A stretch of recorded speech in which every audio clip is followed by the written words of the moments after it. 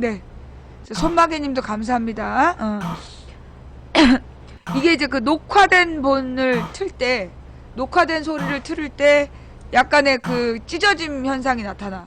예, 그래서 막, 목소리 왜 이래? 이러고 이제 초신자들 전도에 도움이 안 돼. 예, 손마개님, 백초롱짱님, 얼씨구님, 충격 아이템님, 감사합니다. 어서오세요.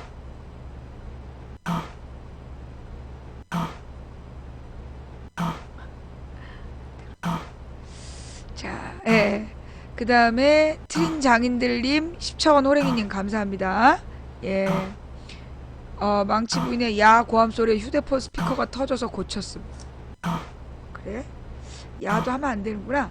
예, 영어 321님 감사합니다. 예. 이거 어떻게 하면 좋아, 미안해서.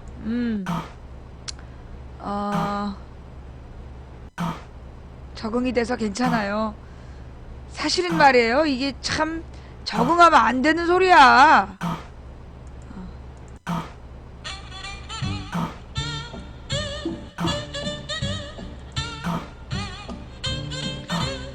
어서오세요, 어서오세요. 도봉구 창동 사는 불량주부 망치 부인이 운영하고 있는 생방송 시사 수다박에 오신 것을 환영합니다. 반갑습니다. 감사합니다. 어서오세요. 이거 지금 휴대폰으로 들으시면서 이어폰 꽂고 계신 분들 있죠. 예, 정말 죄송합니다. 댓글 뻥통현님, 쥐닭 없는 나라님, 오브소울컵님, 예, 선샤인님, 노란색 본능님, 전주 좋은 친구님, 깜장담비님, 감사합니다. 네. 자, 어서오세요, 어서오세요. 도봉구 창동 사는 불량주부 망치 부인이 운영하고 있는 생방송 시사 수다방에 오신 것을 환영합니다. 반갑습니다. 감사합니다. 어서오세요. 짜돌짜돌님 놀러갑니다님 감사드리고요. 네, 사랑광명님도 감사드립니다. 예. 망치부인 목소리를 들으면 잠이 잘 오기도 해요. 그게 참 이상하죠. 예, 점점 미녀네오님 감사합니다. 뭔가 그 익숙한 걸 틀어놓으면 잠이 좀 잘 오는 것 같아. 예, 저도 이렇게 잠자기 전에 무슨 여행 프로라든가 이런 거 틀어놓으면 잠이 잘 와요. 네. 그거 재밌죠? 네. 나 시간이 없어 못 읽었어. 네, 깜장담비님, 가을 호수아비님, 감사합니다. 네. 뭐, 우리 신랑 너무 바쁘다더니, 웬일로 또, 잠깐 들어와서 또 별풍선만 쏘고 나가는 거죠? 예, HT 4100님, 감사합니다. 네. 요즘에 우리 서방님이, 일이 너무 힘들대. 일이 너무 힘들어가지고, 굉장히 막 얼굴이 흑빛이 되고, 너무 힘들어 하더라고요. 조준혜님, 쥐닭 없는 나라님, 감사합니다. 자기 딴에는 너무나 힘들고 바깥 일이 바빠서 집에 신경 못 쓴다라고 생각해서 갈비를 해주고 갔는데 내가 욕을 바가지로 하면서 딴 여자가 생긴 거라고 막 그랬더니 울라 그러더라고요. 예, 여보 사랑해 고마워. 조주대님 쥐닭 없는 나라님 노란색 본능님도 감사합니다. 네. 정말 미안해요. 예, 막 신랑 울라 그러더라고. 뭐 또 누구는 그러는 거야. 머리 스타일이 너무나 남자 같아서 남편분이 변심하신 거 아닌가요? 이 사람아, 이 머리 우리 신랑이 하라는 거야. 우리 신랑이 이게 머리 기르는 것보다 이 머리가 훨씬 좋다고. 그래서 머리 깎으니까 막 20년은 젊어 보인다고 얼마나 좋아하는데. 예, 조준혜님, 갓소영님 감사합니다. 고기로 암살. 이렇게 좋은 방송이 있는 줄 모르고 그러셨어요. 그동안 우리 망치부인 방송이 있는 줄 모르고 사시다가 갑자기 망치부인 방송을 보게 되신 분들 충격이 만만치 않아. 고미고미 돌돌님 감사합니다. 예, 무려 이 방송이 9년째다.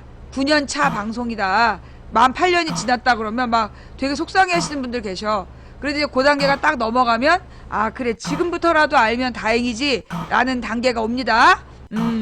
탱구님도 감사하고요. 네, 그동안 60대 할머니랑 사신 거네요. 잊지 말라 0416님 감사합니다. 아니, 내가 진짜 우리 신랑하고 다니면 물론 내가 연상은 맞아. 내가 연상은 맞는데, 나를 막 대여섯 살 많은 사람으로 봤다니까.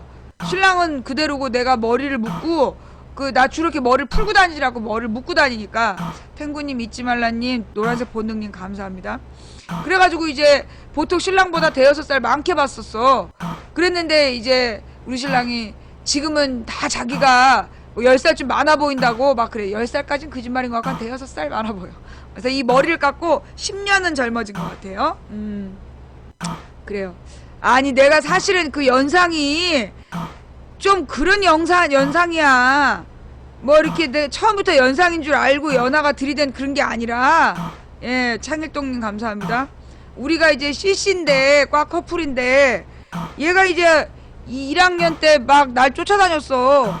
그래서 이제 2학년 때부터 내가 이제 그 선처를 베풀어서 사귀어주기로 했단 말이야. 근데 이제 한참 사귀다 말고 물어보는 거야. 재수했어? 이러고 물어봐. 그래서 아니 나는 재수 안 했어. 나 저 89년 2월에 졸업하고 3월에 입학한 거야. 했더니 그렇지? 그래. 그러면서 이제 막 가더라고. 그래서 저거 왜 저러나 그랬지. 응. 아니 근데 그때 나한테 당시 고등학교 4년 다녔어? 이렇게 물어봤으면 내가 얘기를 해줬지. 성시경 주아님 감사합니다. 근데 이렇게 나한테 고등학교 4년 다녔냐고 안 물어봤다고. 나는 솔직하게 나는 재수 안 했다 라고 사실대로 얘기했을 뿐이야.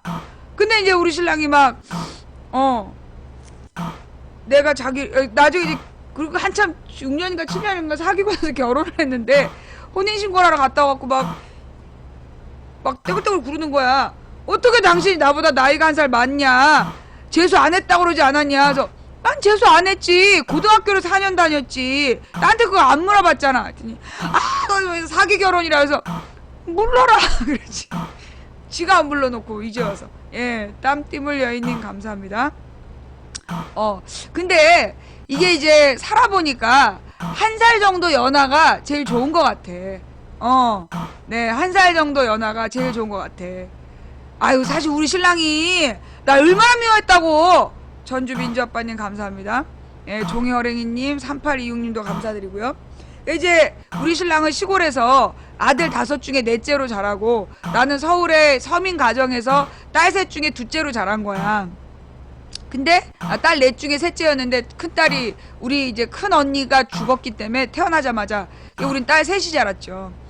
근데 하여튼 이제 우리 신랑은 자기는 꼭 서울로 갈 거다. 고등학교 때 꿈이 서울 가서 서울 여자 사귈 거다 그랬다는 거야. 예, 토렌스님 검은송래님 감사합니다. 그러니까 나에게도 이 소나기가 일종의 로망이었지. 시골 남자, 시골의 그 순수한 남자를 만나서 사랑하고 싶다가 나의 로망이었다면, 우리 신랑도 소나기가 로망이었던 거야. 그래가지고 이제 그 소나기 속에 나오는 그런 막 가녀리고 막 그 병약한 그런 이제 서울 여자를 꿈꾸면서 온 거지. 그랬는데 이제 나의 첫인상이, 내가 그 얘기했잖아. 대학교 1학년 때 내가 막 아래 위로 청카바 있고 그리고 이제 머리는 이거보다 훨씬 짧았어요. 이렇게 스포츠 머리를 하고 딱 그 합격증을 받으러 갔을 때 우리 선배들이 모두 남자인 줄 안 거야. 그래가지고 이제 조교한테 여학생이 몇 명이라고 알아간 선배가 뒤지게 맞았어, 선배들한테. 저기 네 눈깔로 봐라, 저기 어디 몇 명이냐 막 이랬는데, 하여튼 내가 그때 전기였으니까 아마 7명이었을 거야. 여학생이 7명이라 해도 6명밖에 없다고 그 선배가 막 혼났는데, 내가 이제 땡땡 여고 나온 이경선입니다 그랬더니 선배들이 막 때리다 말고 미안하다, 저것도 여자였단다, 이렇게 이제 시작이 된 나의 대학생활 아니야. 1학년 때 내가 우리 1학년 중에서 거의 나보다 술 잘 먹는 남자애가 한 2명 정도 있고, 나머지는 나보다 그렇게 술을 많이 못 마셨어. 술 많이 마시지, 목소리 크지, 그리고 막 쌈 잘하지, 욕 많이 하지. 그게 이제 우리 신랑이 너무 싫었던 거야. 우리 신랑은 정말 얌전하고 참한, 우리 아버님이 농부셨는데 독학으로 한문 영어를 다 떼신 분이야. 그래갖고 독학으로 영어를 떼시고 카투샤까지 갔다 오신 분이라 아들들한테도 참 교양 있게 가르치셨어, 아버님이. 그게 이제 막 그렇게 되게 교양 있게 성장을 해서 왔는데, 그러니까 욕은 이제 시골 애들도 욕을 한대. 이제 초등학교 때 욕하고 이제 그 다음부터 안 해봤다는 거야. 대학교에 딱 왔는데 이건 무엇보다 담배를 폈지. 내가 담배 피고 목소리 크고 뻑하면 욕지거리하고 막 애들이랑 취급하고 싸우고 막 너무 이제 막 학을 띈 거야. 내가 그 과대표 선거하는 날 남자가 과대표라고 여자가 부대표를 하는 거라 알고 내가 이제 속으로 되게 기분 나빴지. 왜 여자가 부대표를 해야 되냐. 그러나 이제 그게 40년 전통이라니까 이제 어쩔 수 없이 내가 부대표를 나가려고 했는데, 그때 막 남자애들이 부대표도 지네들이 하겠다고 막 그러는 거야. 내가 딱 일어나가지고, 야, 내가 부대표 할 건데 누가 하고 싶은 사람 있어? 그러니까 애들이 아니, 그래서 우리 남자애들이 다 포기를 한 거야. 그리고 단독 후보로 내가 이제 부대표 선거를 나갔는데 그때 이제 반대표가 3표가 나왔어. 찬성 반대로 하는데. 그리고 내가 그 반대표 3표는 안 버리고 가지고 있었지, 주머니에 넣고. 그래가지고 한 일주일인가 2주일을 지나서 리포트를 처음으로 내는 숙제를 검사하는 날, 그날 리포트를 갖다 안 내고 딱 학회실에 앉아가지고 리포트를 가지고 이제 반대자를 찾은 거야. 반대라는 글자를 찾아가지고 그 애들이 일일이 조회를 했지. 그래갖고 3명을 다 찾았잖아. 여자애 1명, 남자애 2명. 그 중에 절대 반대라고 쓴 게 우리 신랑이었어. 절대 반대. 근데 이제 남자애 하나는 나랑 이름이 비슷해서 알고, 여자애는 누군지 알고. 근데 우리 신랑이 너무 이름이, 아까 너무 이렇게 뭐라 그러나, 그때까지 눈에 안 띄는, 왜 그런 애들 있잖아. 왜 그 그림자 같은 애. 그니까 뭐 이렇게 목소리도 별로 안 크고, 되게 조용하고, 그 맨 뒤에 앉아있고, 평상시에 왜 말도 안 하는, 여자애들하고 친하지도 않고, 왜 뭐라 그러나, 잠자리태 안경을 쓰고 얼굴에 여드름이 덕지덕지 나가지고 막 삐짝 마른 애가, 그 아직 추운데 봄잠바 얇은 거 입고 덜덜덜 떨고 다니는 뭐 그런 애였어. 그게 뭐 별로 뭐 말 섞고 싶지 않은 그런 스타일. 근데 막 나는 그때 내가 저기잖아, 오리엔테이션부터 튀었잖아. 내가 이제 그 선배들하고 처음 만나는 날, 미안하다, 저것도 여자였단다. 그 다음에 내가 술자리에 가가지고, 나는 아는 노래가 교가하고 찬송가하고 밖에 없는데 막 노래를 다 시키는 거야, 후배들. 그리고 내가 일어나가지고 이제 노래를 한 거 아니야. 저는 어린 시절에 봤던 인상 깊은 영화 주제곡을 부르겠다고. 선배들이 야, 그래 너도 하나는 잘하는 게 있겠지 막 이랬다니까. 근데 내가 달려라 달려 로버트야 날아라 날아 태권브이, 그래서 이제 태권브이 노래를 눈을 지그시 감고 불렀잖아. 그리고 막 그리고 눈을 딱 떴을 때 선배들이, 어떤 선배는 술을 줄줄줄줄 흘리고 있고, 어떤 선배는 이렇게 하고 있고, 뭐 이게 순간 얼어붙은 정적. 그렇게 이제 내가 스타덤에 오르게 된 거지. 그날 밤 여자애들은 막 9시부터 집에 간다고 막 그러고, 선배들이 각자 자기네들이 데려다 준다고 그러고, 막 어떤 여자애는 막 2명의 선배가 데려다 준다고 막 그러는 거야.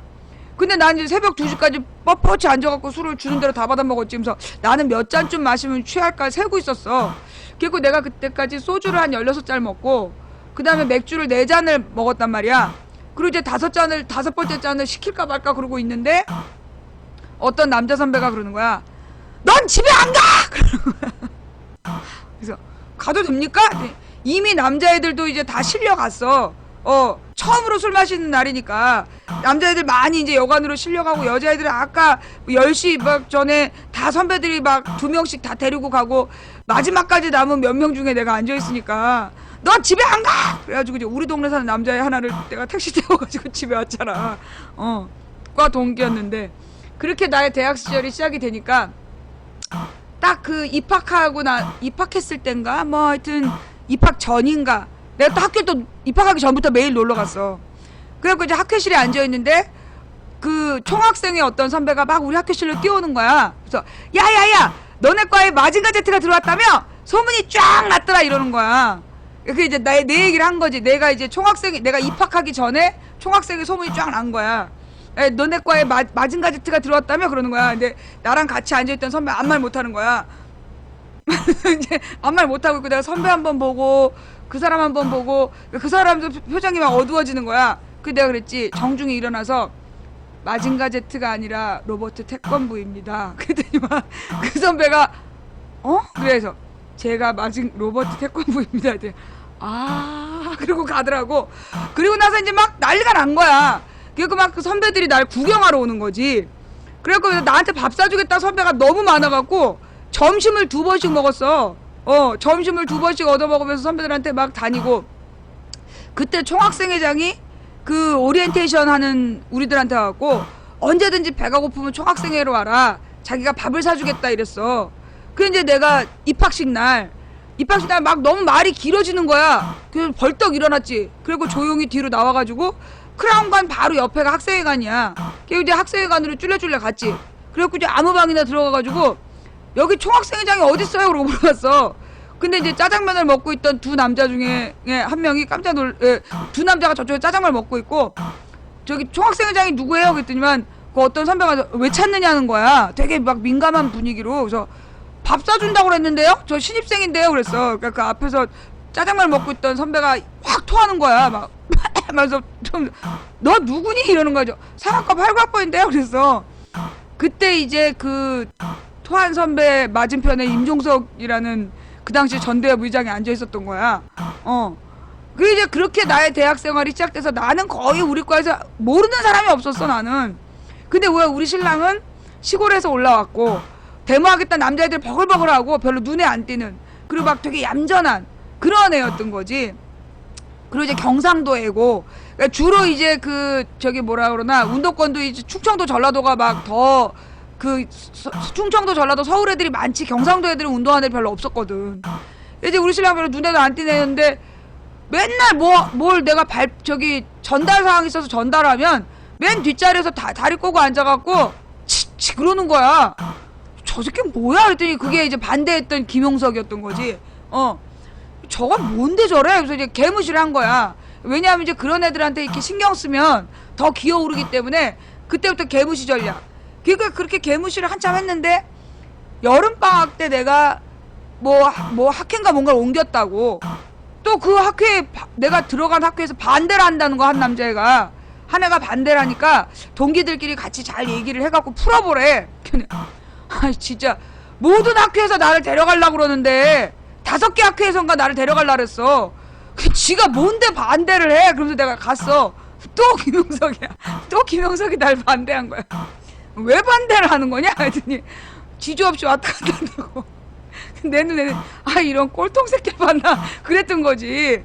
뭐 이런 꼴통 새끼가 다 있어. 막 아 나는 선배들이 진짜 줄 섰다니까 나한테 나 데려가려고 막 나를 키워보겠다고 막 무슨 80년대 막 초반 학번들이 막 그 밑에 선배들한테 기합 주고 그랬어 나 데려오라고. 그런데 막 어디서 날 반대를 해. 어이가 없잖아. 어느 날 이제 담배 피는 여자애들끼리 모여갖고 담배를 피고 있는데 그 저기 잘생긴 남자가 하나 지나갔어. 우리 과 남자애가. 야 누구야 들어와봐 그랬더니만 그 옆에 쫄래쫄래 우리 신랑이 따라 들어온 거야. 근데 또 이게 또 경상도 이 꼴통이 이게 또 그 뭐라 그러나 좀 그 꼰대 기질이 있는 거지. 그니까 막 그 여자애들 담배 피는 4명이 너무 꼴보기 싫었던 거야. 여잔 담배 피면 안 된다 거기서 막 들이댔네. 근데 내가 그때 어떤 선배하고 약속이 있어갖고 잠깐만 앉아있다 갈 생각이었어. 근데 얘가 계속 들이댔는데 뭐 이렇게 논리도 없고 막 딱 일배 수준이었어. 그래갖고 내가 딱 일어날래다 이제 앉았지. 그래가지고 이제 그 쫙 푸른 거야. 담배는 기호식품이다. 커피를 남자 여자가 가리지 않고 먹는 것처럼 담배도 남자 여자가 가리는 필요가 없다. 왜 여자는 피면 안 된다라는 생각을 하느냐. 뭐 건강에 해롭기 때문이래. 남자나 여자나 건강에 해로우면 마찬가지지. 그럼 남자나 여자 다 같이 안 피워야지 왜 여자만 피지 말래냐 막 이러는 거야. 그래갖고 이제 그랬더니만 여자는 임신을 해야 되기 때문이래. 그래서 아니 내가 결혼을 할지 임신할지 네가 무슨 상관이냐. 내가 지금 결혼을 해서 애기를 낳겠냐.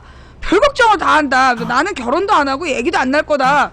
그때만 우리 그 이제 저기 우리 신랑 그러는 거야. 이제 김용석이가 아니 인간으로 태어났으면 결혼을 해서 애기를 낳아야지 왜 결혼 안 하냐고 막 그리고 또 들이대는 거야. 아, 나 우리 큰 조카가 혈우병이다. 너 혈우병 알아? 그러면서 목에 유전되는 유전병이라서 피가 안 멎는 병인데 우리 조카가 얼마나 고생을 했는지 내가 눈을 뜨고 똑바로 봤기 때문에 난 결혼도 안 하고 애도 안 낳을 거다 그랬어. 아무렇지도 않게.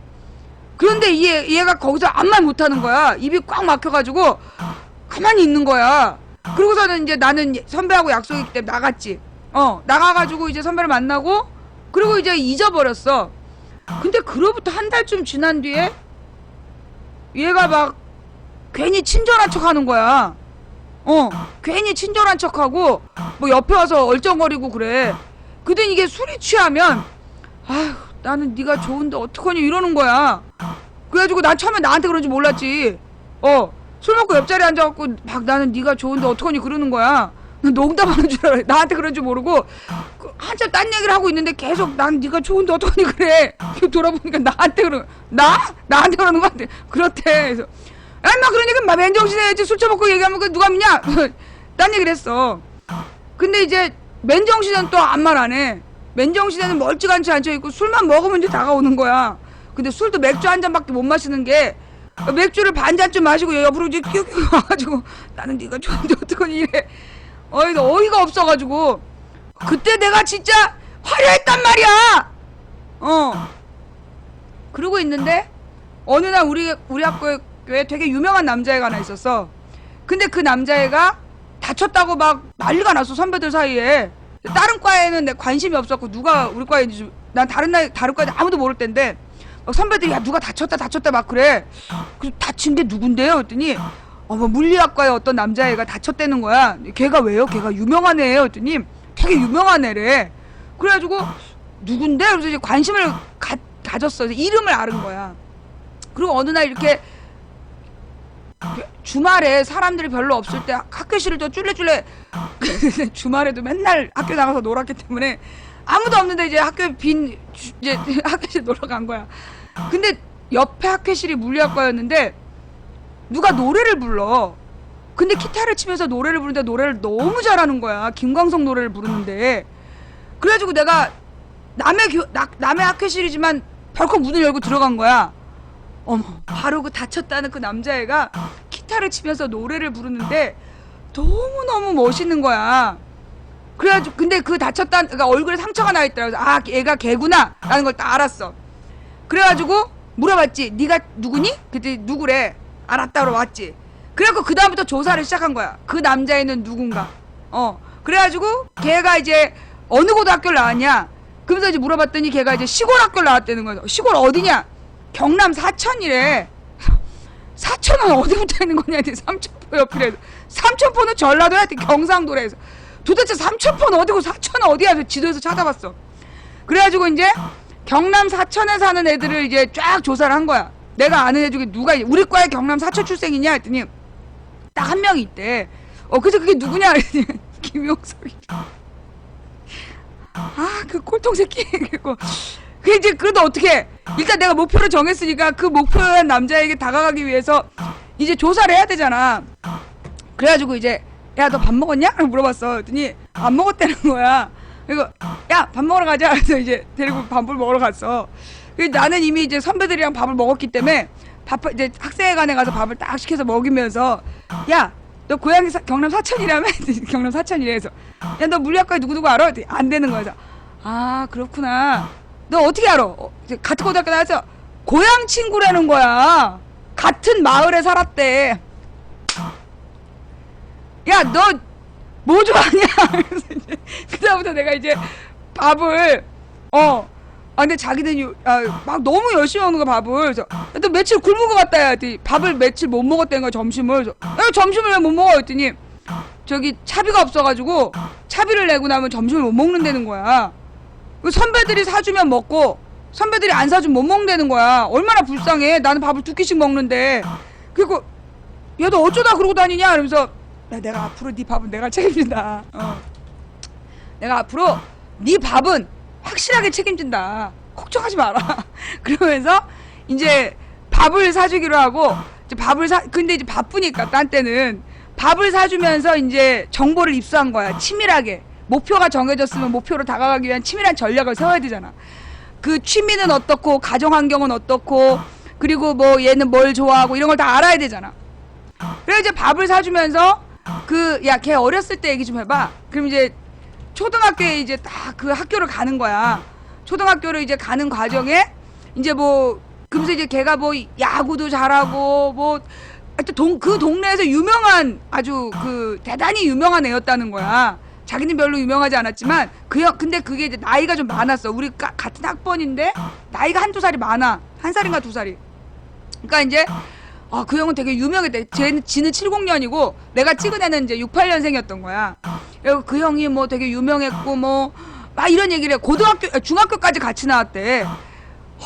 얘기 들을 게 얼마나 많아. 초등학교부터 중학교 때까지 9년치를 들어야 되는데 내가 네 밥 1년은 사준다. 그러면서 이제 그 얘기를 듣기 시작을 했는데 아침에 틀림없이 학교 갈 때는 그 물리학과 남자애가 주인공이야. 그 막 여자애들이 전부 다 그 애를 좋아했다 뭐 이런 얘기가 나와. 그런데 학교가 끝나고 집에 들어올 때 주인공은 자기를 싹 변해있는 거야. 그게 이제 학교 갈 때 틀림없이 물리학과 남자애가 주인공이었는데 학교 끝나고 돌아올 때 주인공은 자기가 되고, 그리고 막 그 집에 와갖고 자기가 얼마나 고생을 했는지, 초등학교 3학년 때부터 밥한 얘기, 뭐 그런 거, 그리고 막 이 형들이랑 막 그 바둑 두면서 싸운 얘기, 뭐 초등학교 가기 때 담배 핀 얘기, 뭐 지 옛날 얘기를 막 하는 거야. 근데 나 어느 순간 내가 이제 거기 익숙해진 거야.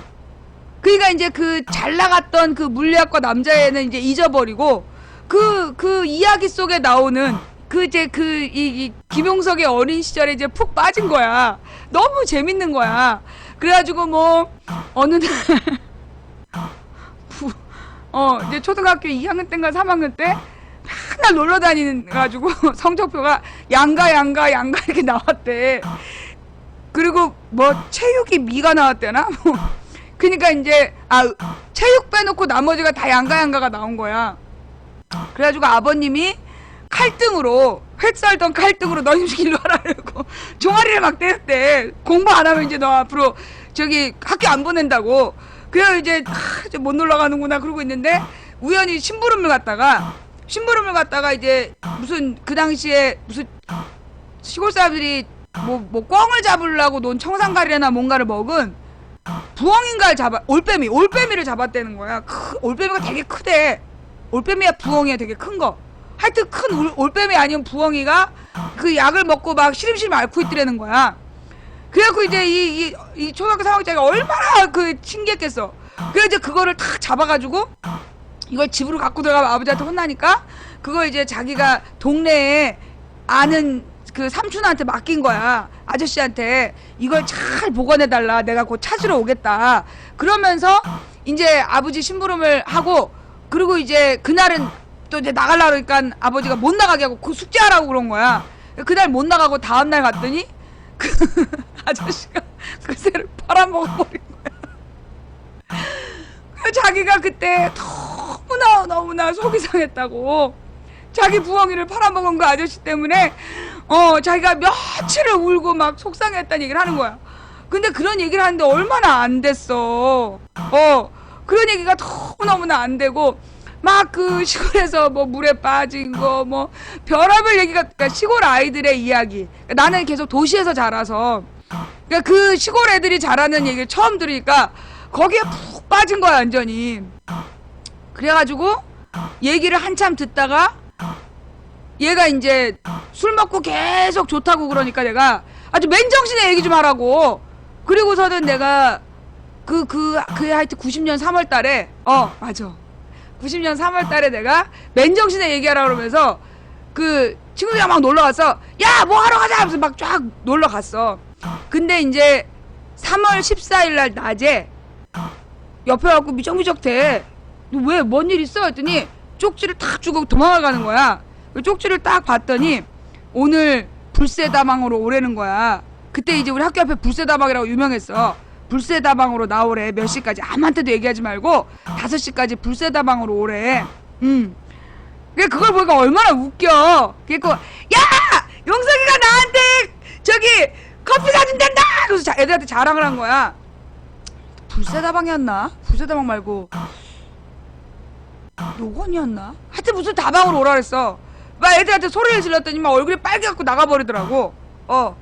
그래가지고 이제 그날 저녁 때 쫄래쫄래 그래도 같이 또 잊어버리지 않고, 뭐 하고 있는데 잊어버렸다가 맞아. 그래서 이제 갔어. 한 15분인가 늦게 막 이제 후다닥 가본 거야.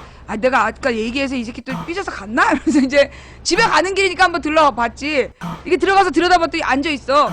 막 이렇게 눈을 탁 하고 앉아있는 거야. 그래서 야! 왜? 뭔 일인데? 했더니 자기가 곰곰이 생각을 해봤다.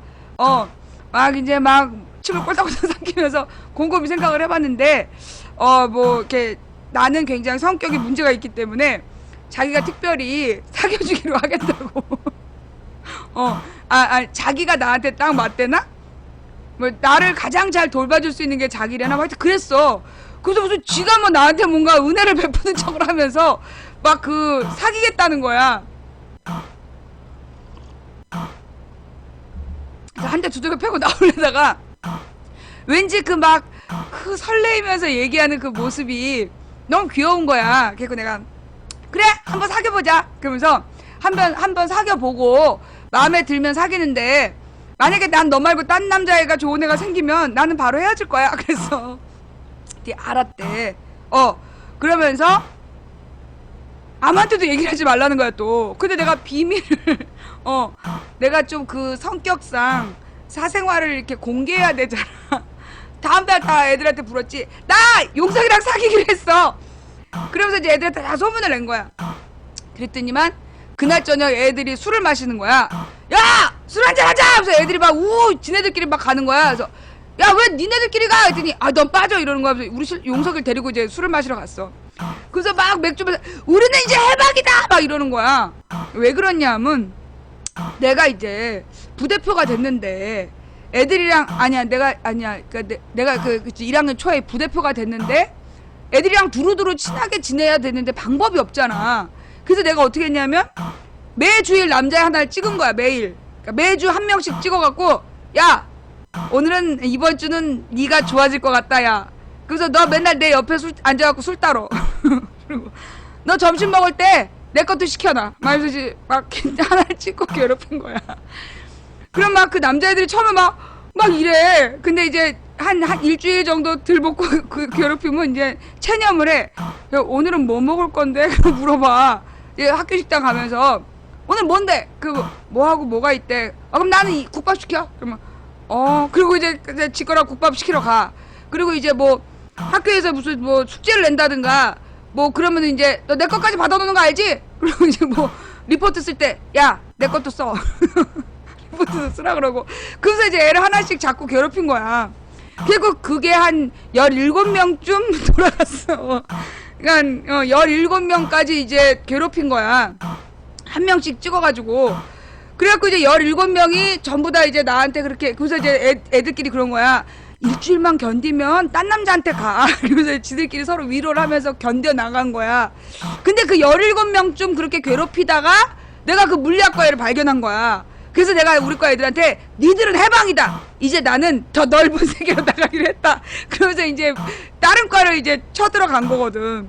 그래서 이제 애들이 그다음부터 혹시 내가 돌아올까봐 두려움에 떨다가 우리 신랑이랑 사귀기로 했다는 얘기를 듣고 축배를 들으러 간 거야. 건배! 우리 해방이다! 그래서 막 건배를 하는 거야. 근데 용서가 너는 어떡하냐? 여기 한 일주일만 버텨라.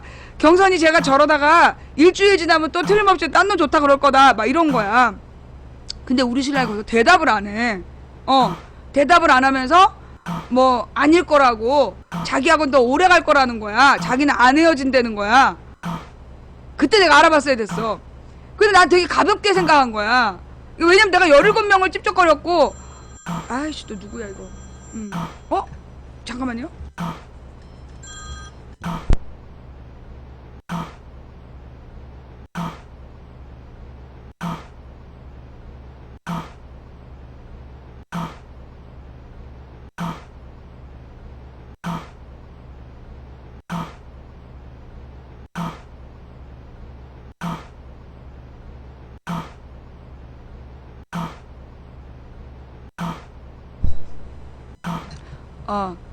선배님, 예, 민주동문회 선배님한테 또 이렇게 전화가 왔어요.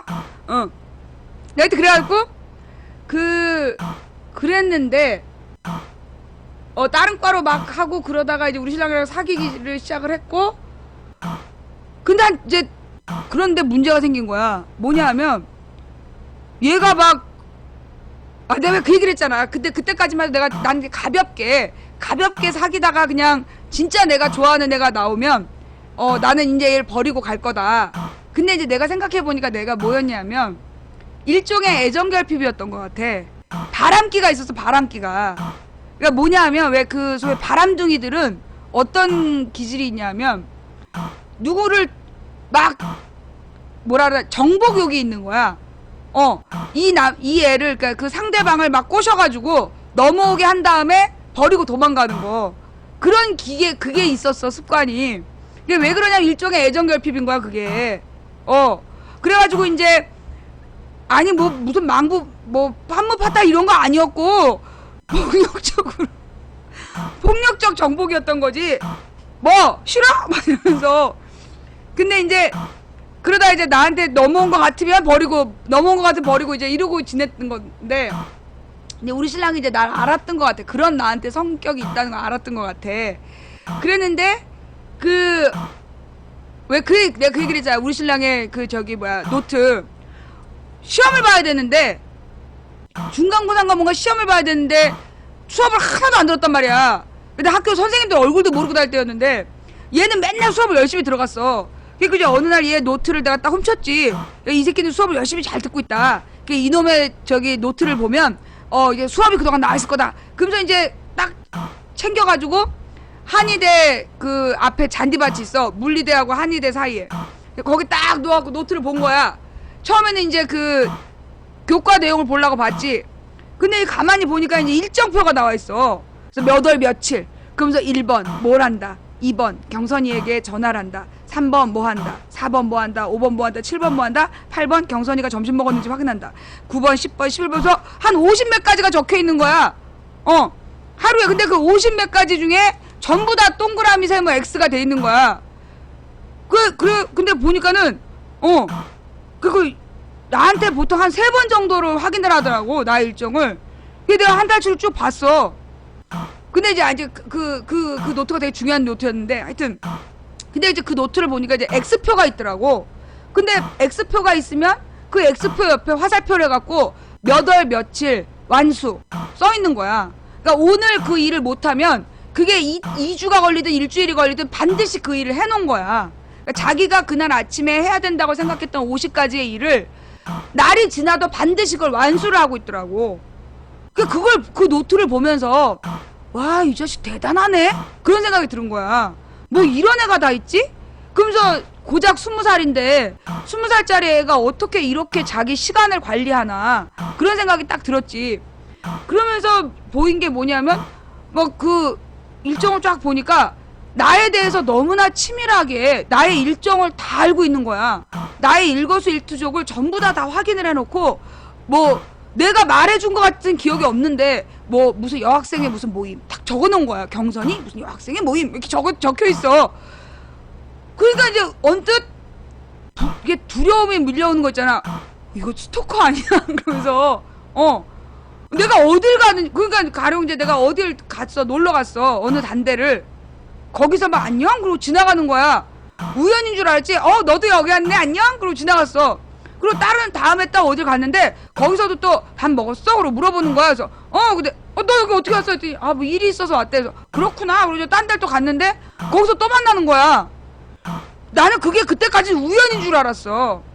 근데 어딜 가나 있는 거야. 내가 어딜 가든지 그리고 이제 내가 이제 어느 단대를 갔는데 그 단대 학생실에 전화가 와. 그래가지고 야, 경선아 너 받아봐 이러는 거야. 그리고 받으면 사범대학으로 갔을 때였어. 받으면 거기에 어느 선배한테 무슨 자료를 달라 그래서 좀 받아다 자기한테 갖다 달래. 그리고 나 여기 있는 거 어떻게 알았어? 했더니 아까 거기 들어가는 거 봤어 그러는 거야. 그래서 그렇구나. 뻥이야. 그러니까 이게 그 당시에 이제 총학생회 기획부 차장을 하면서 각 단대를 존나 돌아다닌 거야. 열심히 돌아다니면서 이제 아주 다양한 인맥을 쌓아놓고, 내가 어디 나타나면 자기한테 연락을 해라. 내가 어디 나타나면 자기한테 연락을 해라 이래갖고 완전히 온 학교가 이제 감시망에 있었던 거야. 내가 워낙 바람기이기 때문에 내가 누구를 만나나, 누구랑 밥 먹나, 이거를 이제 다 체크를 한 거지. 그러니까 못하겠더라. 안 되겠더라고. 나는 도저히 답답해갖고 안 되겠는 거야. 그래서 내가 그때 이제 우리 신랑한테 그랬지. 사귄 지 2달 만인가? 야, 나는 도저히 너하고는 못 사귀겠다. 내가 생각해봤는데 난 아무래도 남자친구를 사귈 사람이 아닌 것 같다. 우리 그만 헤어지자. 그랬어. 그랬더니 좀 걷지. 그래가지고 아니 그냥 뭘 걸어 했더니 좀 걷지. 그리고 후미진 골목으로 데리고 가더니 날 집어던지는 거야. 근데 되게 시간이 늦은 시간이어서 새벽에 다 가게 문 닫았는데 아무도 없는 가게로 가고 나를 훌딱 집어던지는 거야. 그래가지고 이렇게 그 셔터문이, 어느 가게의 셔터문이 우그러질 정도로 그러더니만 집어던져 놓고 그런 거야. 너 또 한 번만 헤어지자 그러면 죽여버린다고. 날 확 집어던진 다음에 또 한 번만 헤어진다 그러면 죽여버린다는 거야. 근데 그 순간 딱 느낀 게 진짜 죽이겠구나 싶은 거야. 야, 내 진짜 헤어지자 그러면 죽이겠구나. 그래가지고 이제 그다음부터 말을 못했지. 그다음부터 헤어지자는 얘기를 못하고 4학년인가까지 시간이 지났어. 그니까 나한테 화를 낸 게 그게 1990년부터 지금까지 26년 동안 그거 딱 한 번이었어요. 신랑이 나한테 소리를 지르고 화를 낸 게 그게 딱 한 번이었어. 근데 그 한 번이 얼마나 충격이었는지. 그러니까 이제 나 같은 애는 자기가 그걸 놔주면 안 될 거라고 생각했다는 거야. 자기는 안 된다고 생각을 했기 때문에. 그리고 이제 이 사람의 기질이 뭐냐, 자기 거는 절대로 놓치지 않는다는 거야. 자기 거는 절대로 뺏기지 않는다. 이게 성격에 나와. 그러니까 이제 내가 그걸 몰랐지. 알았어. 근데 그냥 쉽게 얘기를 안 하는 건데. 그래가지고 이제 4학년 때 내가 뭔가 이렇게 또 한눈을 팔았어. 한눈을 팔면서 이제 이제 거리를 점점 둬야 되겠다. 이렇게 좀 거리를 둬야 되겠다라고 작정을 하고 있었어. 그런데 어느 날 말지 기자가 인터뷰를 하자는 거야. 네? 그랬더니 이 말지에서 특집으로 그 당시에 이제 그러니까 그 오마이뉴스 만든 오연호 기자라는 사람이 그때 이제 월간 말이라는 잡지사를 만들었어. 잡지사를 만들었는데 그 잡지사에서 그러니까 그게 약간 이제 이런 운동권 잡지야. 근데 거기서 전대협 모범 커플에 대해서 인터뷰를 하겠다는 거야. 오연호 기자가 찾아온 게 아니라 어떤 여자 기자가 찾아왔어. 그래가지고 전대협 모범 커플에 대해서 인터뷰를 한대. 그게 어디 있어?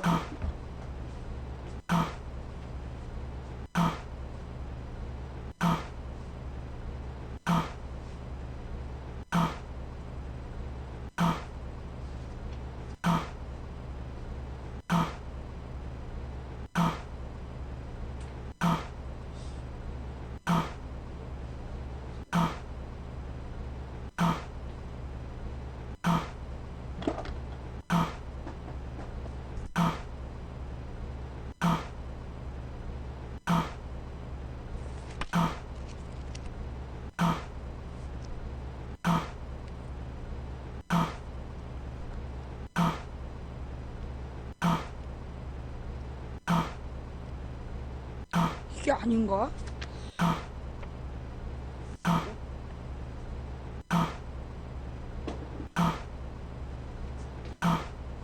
누가 보내줬는데?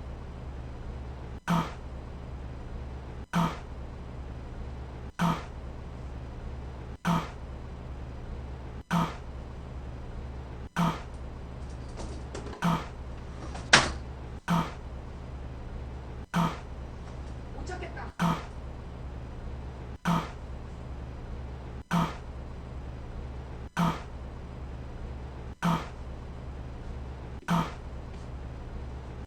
맞다, 이거다 이거.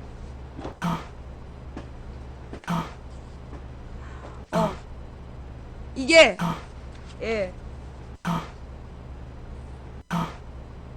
이게 내 대학교 사진이야.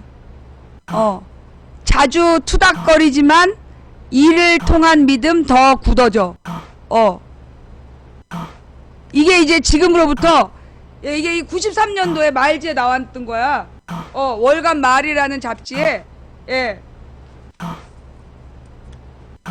머리 스타일이 무슨 그땐 이게 다 너도나도 이랬어. 망부님 아닌데요. 나 맞아. 하여튼 그래가지고 그 인터뷰를 하게 된 거야. 그 인터뷰가 알고 보니까 우리 신랑이 아주 친하게 지낸 후배가 있는데 그 후배를 내가 볼 때 사주한 것 같아. 내가 이제 거리를 두려고 그러니까 그 후배를 사주를 해가지고 이 인터뷰를 한 거야. 그래놓고 나중에 그러는 거야. 그 인터뷰가 딱 나와서 말지가 나온 다음에 그런 거야. 너 이제 나한테서 멀어지거나 도망가면 전대협 100만 하고가 널 쫓아올 거야. 말지에다가 인터뷰를 시켜놓고 앞으로 도망가면 근데 뭐 헤어지자거나 뭐 도망가면 전대협 100만 하고가 잡으러 다닐 거라고. 그랬다니까. 아이 뭘 아까 몇 페이지였냐? 아까 있었는데. 아까 몇 페이지? 여기다. 여기다가 표시를 해놔. 이거를 우리 시청자가 보내줬잖아. 시청자가 어떤 시청자가 그 당시에 말지를 찾아가지고 이렇게 이게 그 당시 자주 투닥거리다가 다투지만 이를 통한 믿음 더 굳어져. 이걸 시청자분이 찾아가지고 이걸 보내줬어.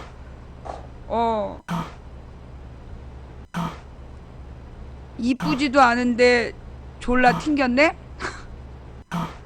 네가 아직 나의 매력을 몰라서 그래. 너 이러다가 한 석 달만 지나면 망치 부인님 너무 이뻐요 막 그럴 거 아니야.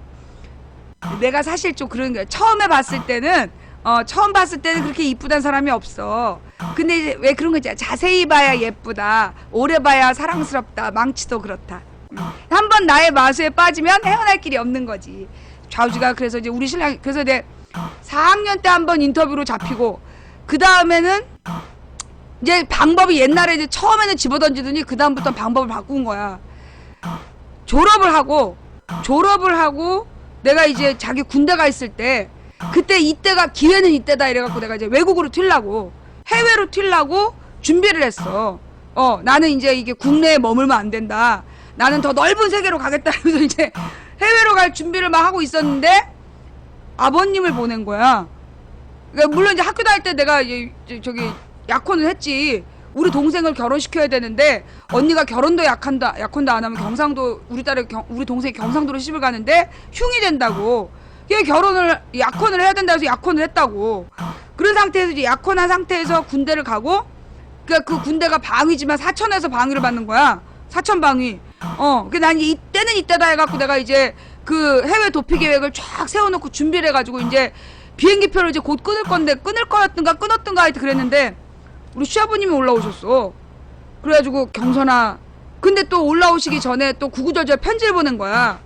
자기 아버지가 이제 폐암 말기 진단을 받았다고 그 3개월밖에 못 사신다는 거야. 그러면서 그 편지를 구구절절 보내면서 병원에 모시고 왔던 아버지를, 병원에 오신 아버지를 아픈 아버지를 우리 집에 보낸 거야. 그래가지고 이제 경선아, 나는 네가 우리 집 며느리가 되는 걸 보고 싶다. 그런데 어떡하냐? 아버님이 내일 모레 그러신다는데. 네 아버님 그랬지 뭐. 아무 말 못하고. 그래가지고 이제 이 세 번째 도피 계획이 어긋나고, 그리고 이제 결혼한 다음에 지가 당신이 왜 나보다 한 살이 많어? 왜 많어? 막 이러는 거야. 그래서 내가 나 고등학교 4년 다녔어. 그랬더니 왜 말을 안 해? 아니 네가 나한테 재수했냐고 물어봤지 고등학교 4년 다녔냐고 물어봤냐? 그랬더니 이건 사기 결혼이야. 막 떼굴떼굴 굴르길래 몰라. 아니 왜 이제 와서 그래? 내가 뭐 붙잡아? 물러라. 그리고 나는 또 술 먹으러 갔지. 그리고 나서 이제 그때 이제 내가 돈을 벌고, 우리 신랑 돈을 못 벌 때였어. 근데 이제 내가 딱 돈을 벌어오면 그걸로 이제 칼같이 쫙 나눠갖고, 뭐 이건 세금 낼 돈, 뭐 적금할 돈, 뭐 대출 이자 갚을 돈, 이게 쫙 나눠서 아주 칼같이 내가 가계부를 운영을 하겠다 그랬지. 그게 이제 그러니까 독립한 첫 달. 그래가지고 내가 이제 딱 요거는 세금 낼 돈, 그래서 신랑한테 딱 주고, 신랑 세금을 내라. 그리고 이제 다 이제 내가 썼어. 이제 다 이제 쓸 곳에 쓰고. 근데 이제 월 말쯤 됐는데, 아니 월 언젠가 이렇게 내가 책을 딱 뒤졌는데 안 보던 책을 이렇게 딱 펼쳤는데, 야, 이 빳빳한 10,000원짜리가 거의 새 돈이다시피 한 10,000원짜리가 80,000원인가 100,000원인가 들어있는 거야. 내가 이거 옛날에 넣어놓고서 잊어버렸구나. 그래가지고 친구들 불렀잖아. 야, 술 한잔해. 생활비 때문에 내가 혼자서 벌어서 생활비를 내느라고 술 한 잔 못 사고 지내다가, 야, 술 한잔해. 그래갖고 이제 코가 삐뚤어지게 술을 먹고 들어온 거야. 그때 신랑이 서재를 발칵 뒤집어놨어. 책장을. 뭐하냐? 그랬더니 틀림없이 세금 낼 돈을 여기 어디다 넣어놨는데 그 돈이 사라졌다고. 코는 삐뚤어졌고, 세금 낼 돈? 그 다음부터 생활비 통장을 뺏겼어. 돈 찾아다 놓으면 돈 찾아다 놓으면 내가 또 술 처먹어버릴까봐 그다음부터 자기가 통장에다 관리한다 그래서 통장을 줬어. 그대로 지금까지. 예, 우리 집의 경제 사정은 남편만 알아요. 나는 몰라요. 예. 네. 자, 그 다음에 내가 이제 그 당시에 막 결혼 초기까지는 대입반을 다녔어. 그래가지고 그 수능이 끝날 때까지는 내가 새벽에 5시부터 그 다음날 2시까지 일하고 그랬단 말이야. 2-3시간 자고 다니고 그랬어. 그러니까 살림을 할 기회가 없었지. 어렸을 때 우리 엄마는 날 아들로 키웠기 때문에 주방에 못 들어오게 했고, 그 다음에 돈 버느라고 살림을 못했어. 근데 이제 결혼해가지고 이제 어느 날 신랑이, 그러니까 교회에서 부부생활 성경 공부를 하는데 남자들이 아내에게 존중받는다는 느낌을 아내가 정성스럽게 차린 요리를 먹을 때 그때 아내에게 존중받는다고 느낀다는 거야. 그리고 내가 결심했지. 그래? 그럼 내가 밥을 한번 해줘야지. 그래가지고 이제 밥을 한 거야. 이제 신랑이 올 때 맞춰서 딱 밥을 해갖고 내놨잖아. 내가 밥 했어. 그래서 먹으라고. 근데 그 밥을 처음에 딱 씹었는데 막 우두둑 소리가 나는 거야. 그럼 이렇게 딱 뱉었는데 입에서 피가 나오더라고. 이게 뭐야? 그랬더니 돌이래. 왜 밥에 돌이? 했더니 당신 이거 이런 예 이는 게 뭐야? 했더니 돌을 걸러내는 과정을 거쳐야 된다는 거여서 그래? 몰랐지. 그래가지고 이제 신랑이 밥은 하지 말라고 밥하지 말래 해서 알았다고. 그래놓고 그 다음 겨울에 된장국을 끓인 거잖아. 밥은 안 되니까 이번엔 국에 도전하겠다. 그래가지고 이 냉장고에 있는 모든 야채를 다 꺼낸 거야.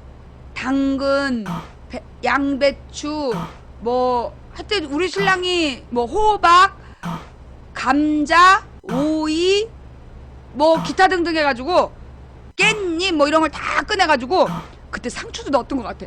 그래서 그걸 전부 다 넣고 된장을 한 숟갈 풀어갖고 끓인 거야. 근데 막 넘치잖아. 그래서 이제 그릇을 옮겼지. 더 큰 데다가 이제 옮겨가지고 했는데 건더기가 모자라. 또 썰었지. 또 썰어서 넣은 거야.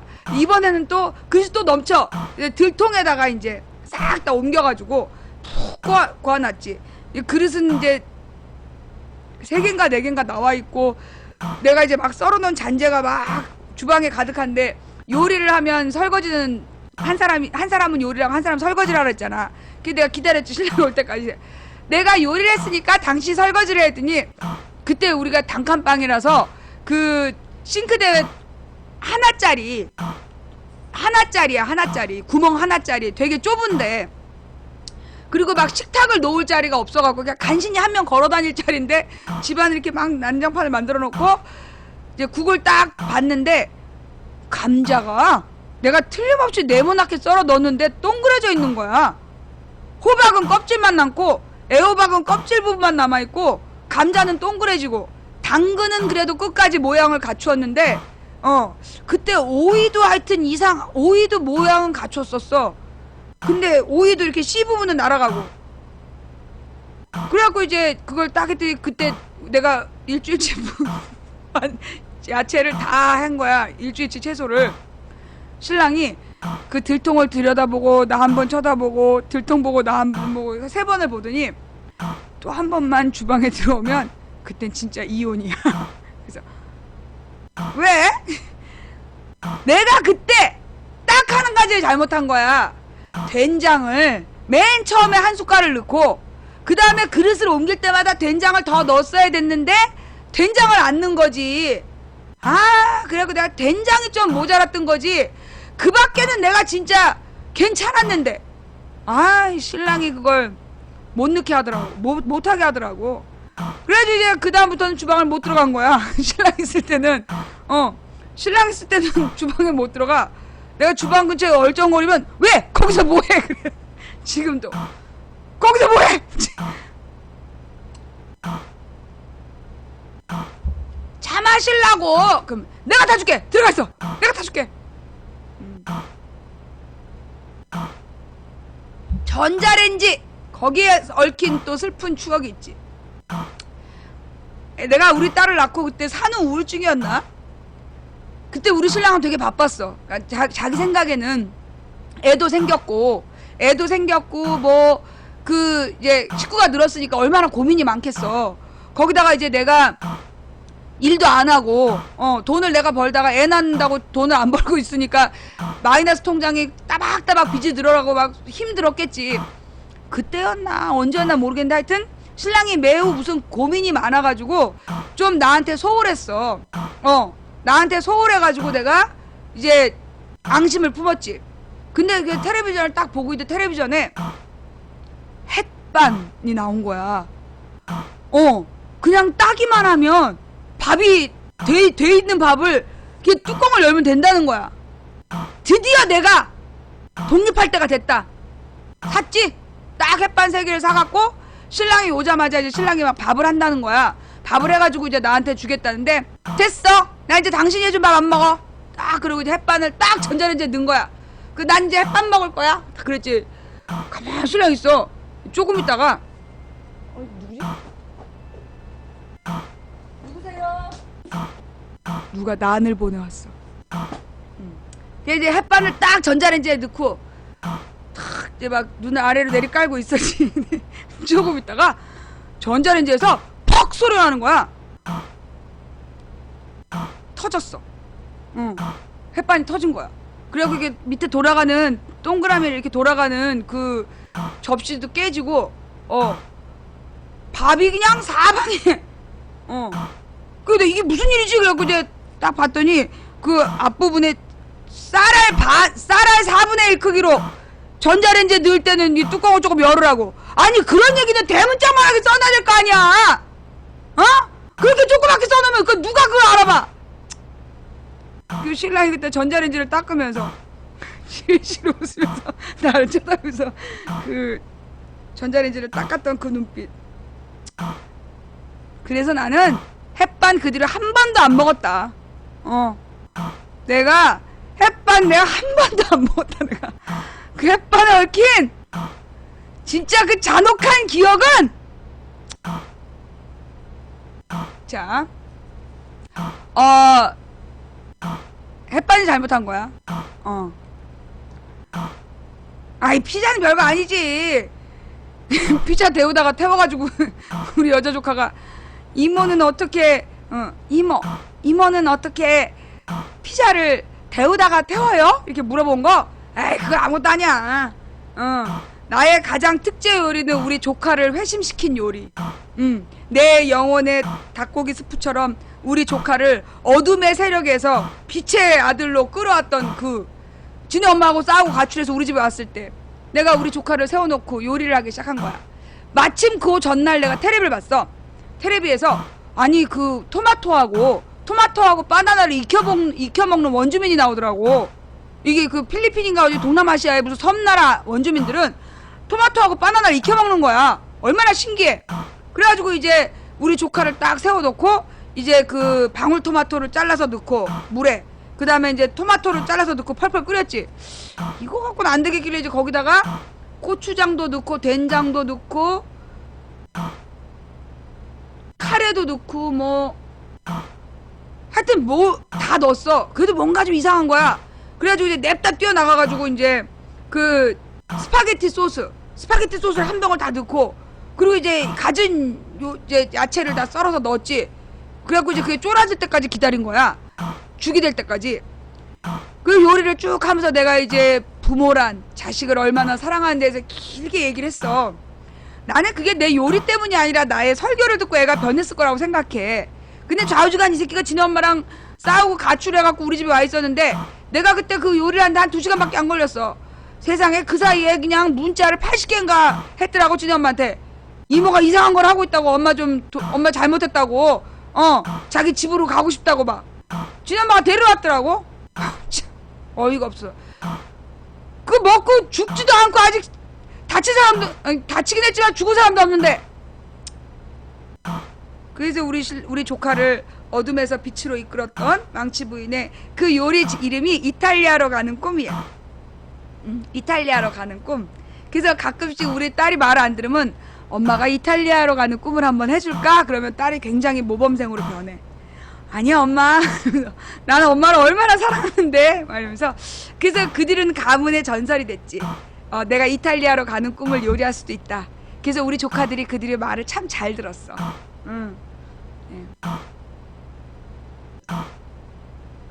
번데기 무쌈은 아니 그래서 내가 이제 뭘 요리를 하면 막 안 된다고 하도 그러길래. 근데 이제 그때 우리 문용식 옛날 그 아프리카 사장 용식이 오빠가 우리 집에 오기로 했어. 몰라요. 채널A에서 내 얘기를 왜 해? 결국 이제 채널A에서 나한테 한번 들이대보겠다 이거야? 웃기지 말라래. 우리 얘기에 집중해. 그래서 내가 이제 용식 오빠한테 뭔가 정성어린 요리를 해주고 싶은데 요리를 해주면 안 될 것 같고, 그리고 내가 전부 다 완제품을 번데기 통조림, 그 다음에 이렇게 그 무쌈, 그리고 깻잎 전부 다 완제품 안전이 보장된 걸로 사다가 내가 이렇게 깻잎에다가 물을 넣고 이 번데기를 이렇게 딱 전자레인지에 돌려가지고 그걸 이렇게 해서 싸줬더니 용식 오빠 한 개는 잘 먹더라고. 두 번째부터는 피하더니 그래도 두 번째까지 주고 세 번째까지 내가 먹였어. 그랬더니 막 그러고 난 다음에 내가 우리 신랑한테 내가 자랑을 했지. 내가 오늘 문용식 사장 와가지고 내가 번데기 무쌈 해먹겠다 하면서 막 자랑했더니 신랑이 그러는 거야. 그러지 말라고. 고소당한다고. 남한테 뭐 만들어 먹이지 말라고. 그러다 고소당한다고. 그들은 그래서 내가 아무한테도 요리를 해줄 수가 없어. 내가 이 얘기를 하면 우리 시청자들이 그러는 거야. 우리 망치 부인님이 꼭 가셔야 될 곳이 있습니다. 청와대로 가주십시오. 청와대 식당으로 반드시 가셔야 됩니다. 뭐? 가다가 잡혀 가다가. 내가 이 청와대 식당에 요리하러 왔다 그러면 가는 길에 잡혀 국가보안법으로.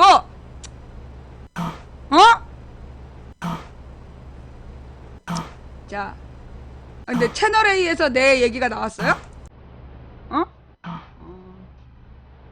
아니 내가 이걸 예언을 아니 근데 나에 대해서 취재도 한번 안 해놓고 뭔 방송질이야?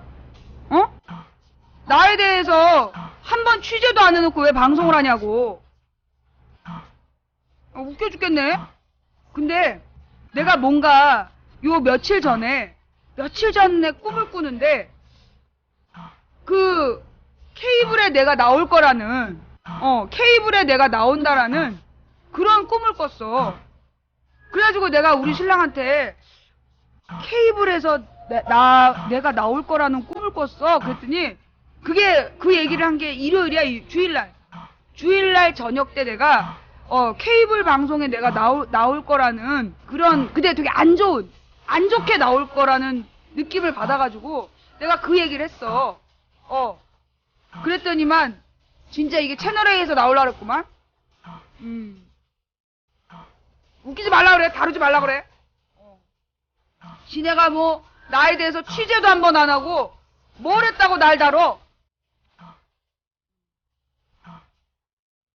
자, 하여튼 넘어갈게요. 예. 다음 이야기로 오늘의 이제 본론으로 들어가서 그 채널A 홍보를 왜 그렇게 해? 채널A 직원직설인지 뭔지 그걸 왜 이렇게 홍보를 하냐고. 우리 방송은 내가 뭐라 했어요? 우리 방송에서 종편 시청하면 안 된다 그랬죠? 종편 시청한 사람 내가 블랙 건다 그랬어 안 그랬어? 근데 왜 종편을 보고 여기서 홍보질이야? 왜 종편을 보고 여기서 홍보를 해? 내가 채널A TV조선은 쳐다도 보지 말라 그랬지? 뭐 TVN 정도 되면 몰라.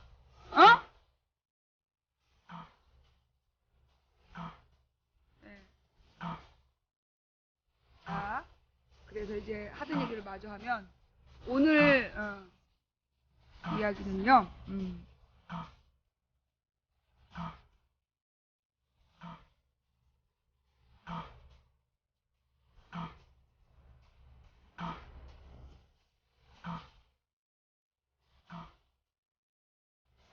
요 기사로 시작할게요.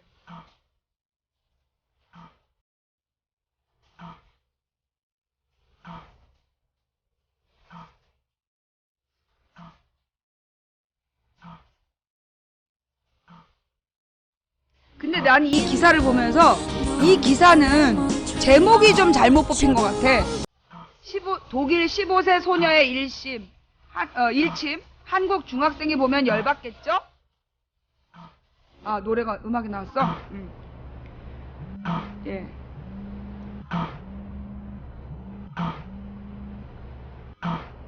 자, 이 제목이 조금 아쉬워요. 내용에 비해서 제목이 조금 안 어울리게 돼 있어. 하여튼 뭐 창간 16주년 기획으로 세계 속의 15세를 이제 기획 시리즈로 다루고 있대. 그래서 평범한 15살 독일 소녀 프라피아의 일주일, 이게 제목이에요. 그래서 이제 이렇게 나오는데, 누군가 저에게 인생에서 가장 혼돈스러웠던 시기가 언제였냐고 묻는다면 망설임 없이 중2 때라고 대답할 것 같습니다. 이른바 중2병에 혹독하게 시달렸던 때, 세상에서 가장 끔찍한 옷은 교복이라는 생각이 들었던 때, 더 이상 어린이도 아니고 어른도 아닌 참 애매했던 때, 어른들의 사회를 가장 이해하기 힘들었던 때, 그래서 때론 정체 모를 우울감에 허우적거렸던 나이 15살. 제가 15살이었을 때 그랬듯이, 이 채널A에서 나에 대해서 허위사실을 유포하거나 그렇게 나오면 조치를 취하겠어. 제가 15살이었을 때 그랬듯이 지금 한국의 15살들도 그럴까요? 그렇다면 독일의 청소년은 어떨까요? 일단 독일의 복잡한 학제 시스템을 살펴볼 필요가 있습니다. 말로 표현하기엔 너무 복잡해서 이해를 위해 표를 그려보았습니다. 복잡해 보이는 표만 봐도 알 수 있듯이 독일의 교육과정은 다양한 구조로 이루어져 있습니다. 게다가 독일의 각 연방 주별로 교육 시스템이 조금씩 다르기 때문에 모두 설명하려면 적어도 30분 이상은 필요할 듯 합니다. 흥미로운 점은 한국의 초등학교에 해당하는 독일의 그룬트슐레의 4년 동안 담임 교사가 학생들의 학업 성적과 적성을 바탕으로 어느 학교에 진학할 수 있는지를 정한다는 것입니다. 학업 수행 능력이 높은 약 30-40% 정도가 김나지움에 진학할 수 있고, 그 외에 레알슐레, 하우프트슐레 순으로 나누게 됩니다. 그러니까 이제 이 그림이 보이세요? 이게 이제 잠깐만, 이렇게 되어 있는 거야. 잘 안 보이네. 여기가 이제 유치원, 킨터가르텐이라는 유치원이 있고, 그 이제 유치원에서 애들이 약간 뭐 문제가 있거나 특별하면 특수학교나 이게 뭐야, 이게 글자가 작아져서 안 보이네. 노안이야. 게잠트슐레 이런 데로 일부가 가고, 대부분의 학생들은 그룬트슐레라는 초등학교로 입학을 했어. 그러다가 이제 입학을 해가지고 여기서 이제 4년 동안 검사를 해서, 그 다음에 11살 때 얘는 약간 좀 떨어진다. 그러면 이제 게잠트슐레라는 데로 보내고, 그 다음에 하우프트슐레, 레알슐레, 그 다음에 짐나지움이라는 데로 보내는 거야. 그러다가 이제 여기서 이제 보통 김나지움이 대학교로 가는 그런 이제 공부하는 데인가, 우리말로 따지면 이제 인문계 고등학교가 되겠죠. 그리고 이제 이 레알슐레에서도 일부 김나지움 상급으로 가서 대학교로 가는 애들이 있고, 그 다음에 여기서는 주로 전문 고등학교를 갔다가 전문 대학을 가고, 그리고 이 하우프트슐레라는 데에서는 여기서도 또 성적에 따라서 레알슐레로 전학을 가거나 전문 고등학교를 진학을 가거나 직업 전문 학교로 가거나 아니면 여기 직업학교로 가거나, 이렇게 길이 다양하게 있고, 여기서 다시 직업학교에서 전문학교로 가는 사람도 있고, 이 게잠트슐레라 그래서 맨 처음에 약간 조금 부족했던 애들이 쭉 제대로 교육과정을 밟으면 2차 교육과정을 거쳐서 여기서 어느 정도 실력이 된다 싶으면 늦은 나이에 다시 대학을 갈 수도 있는, 이렇게 굉장히 학제가 복잡하다는 거예요. 예. 학제가 되게 복잡했는데, 예. 그런데 여기 보면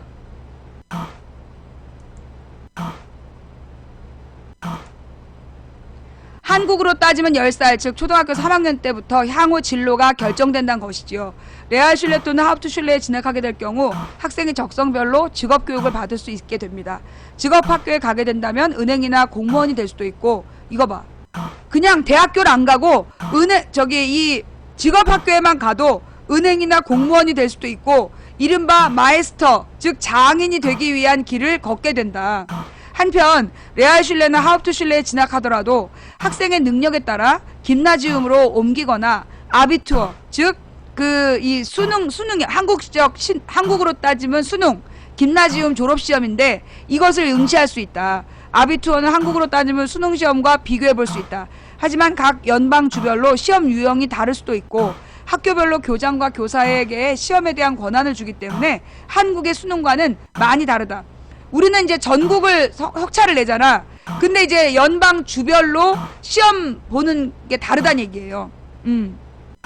또 아비투어는 객관식보다는 학교에서 기존에 정기적으로 치르는 시험과 비슷한 형태인 주관식과 구술시험 등으로 이루어져 있다. 구술시험은 자기가 말로 하는 거야. 이 시험 결과에 따라 상응하는 대학에 진학할 수 있는 것이지요. 그렇지만 고등학교를 졸업한 독일 학생들의 대학 진학률은 40%대인 것으로 알려져 있다. 우리나라는 70%인데 아니야, 최대가 90%까지 갔잖아. 근데 독일은 대학 진학률이 40%밖에 안 된다. 대학 진학률이 높은 한국과 비교해봤을 때 좀 다른 모습이다. 그렇다면 이러한 복잡한 독일 학교 시스템에서 공부하고 있는 독일 학생들의 일상은 어떨까? 10살 때부터 진로가 정해진 시스템이니 어렸을 때부터 경쟁에 노출돼 더욱 치열하게 살고 있을까? 베를린에서 태어나 누가 봐도 영락없는 15살 평범한 독일 소녀처럼 보이는 프라피아를 그녀의 학교에서 만났습니다. 간단하게 자기소개해 줄래요? 제 이름은 프라피아 디트리이고요. 베를린에서 태어났고 엄마 아빠 여동생 그리고 앵무새 2마리랑 살고 있어요. 보통 우리는 이게 가족을 소개할 때 보통 가족을 소개할 때 반려동물 얘기는 안 하잖아. 근데 얘네는 엄마 아빠 여동생 그리고 앵무새 2마리랑 살고 있다. 이렇게 반려동물을 가족으로 소개를 하네. 엄마는 독일 사람이고 아빠는 스위스 사람이에요. 현재 하인리 슐리만 짐나지움에 다니고 있어요. 그러니까 얘는 대학 진학할 수 있는 하인리 슐리만이라는 사람의 이름을 딴 그 인문계학 고등학교에 다니는 거야. 지금 다니고 있는 김나지움은 어떤 곳인가요? 우리 학교 처음 와보시죠? 비록 우리 학교가 보기에는 좀 삭막하지만 저는 이 학교가 마음에 들어요. 실제로 하이니 슐리만 김나지움은 다소 투박한 빨간 벽돌 건물에 실내는 어두컴컴하고 여기저기에 노후의 흔적이 보여 당황스러웠다. 그게 유럽은요, 건물들이 다 낡았어.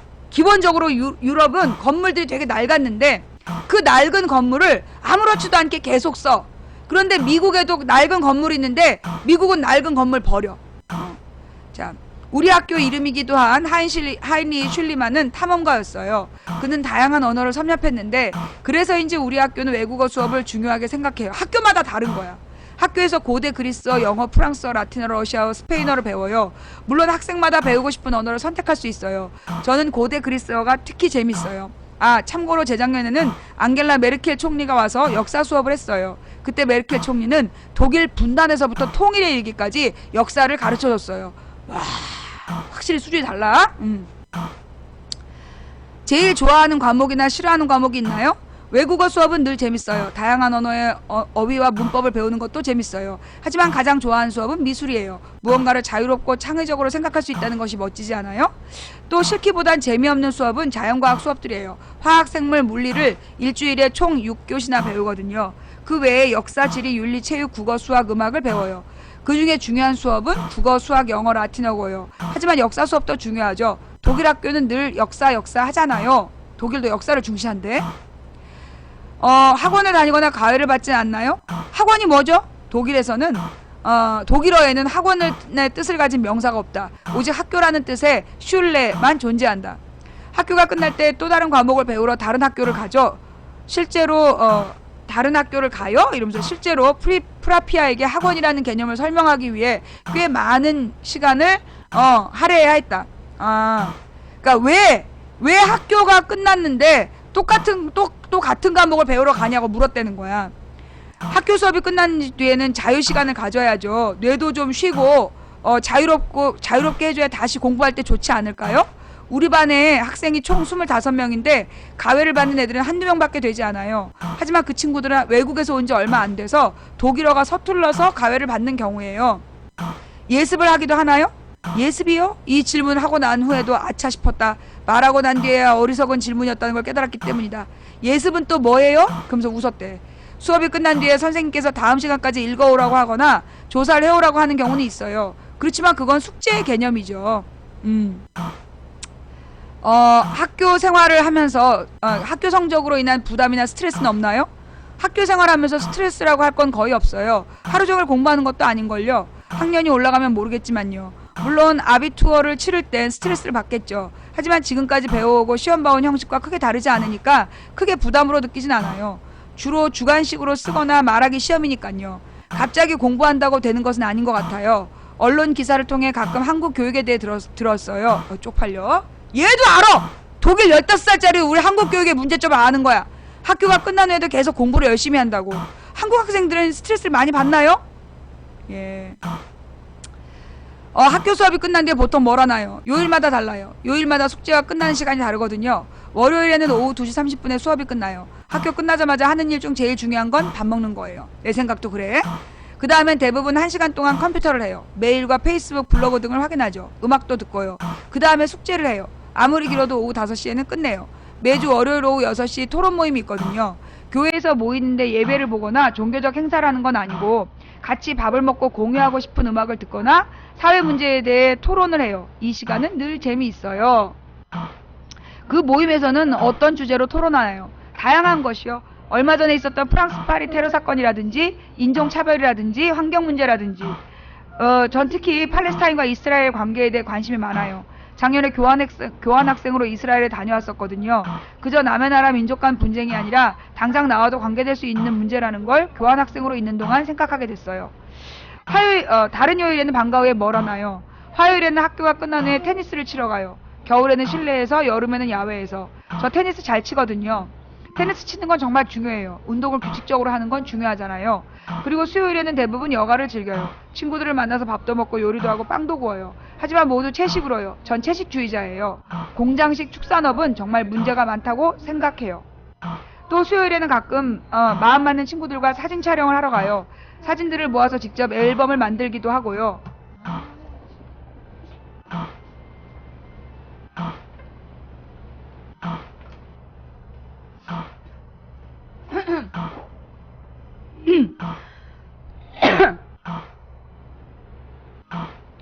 목요일에는 작은 오케스트라 모임에 나가요. 저는 플루트를 연주하죠. 또 금요일에는 춤추러 가요. 어른들처럼 클럽에 가는 건 아니고 모던 댄스에 관심이 많아서 열심히 배우고 있어요. 또 금요일에는 친구들과 도서관에 가서 영화나 책을 빌려서 보곤 해요. 또 커피숍에 가서 수다를 떨기도 하고요. 가끔 영화관도 가요. 그래도 금요일에는 친구들과 맛있는 케이크와 쿠키를 놓고 파티를 여는 게 제일 재밌죠. 주말에는 뭘 하나요? 주말에는 가족들과 지내요. 그게 중요해요. 부모님도 항상 그렇게 이야기하세요. 주말에는 베를린에서 열리는 여러 문화 행사를 보러 가거나 친척집에 놀러 가거나 해요. 제일 좋아하는 건 프리마켓에 가는 거예요. 또 가끔 연극을 보러 가거나 전시를 보러 가요. 한 달에 한 번쯤 혹은 두 달에 한 번쯤은 친구들과 쇼핑을 가기도 해요. 하지만 우리가 사는 것들은 반드시 가장 싼 물건들이어야 해요. 돈이 많지 않잖아요. 그렇지만 물건을 사기 전에 생산지나 생산 과정을 알려고 노력해요. 부당한 임금과 노동 환경에서 만들어진 물건들은 사고 싶지 않거든요.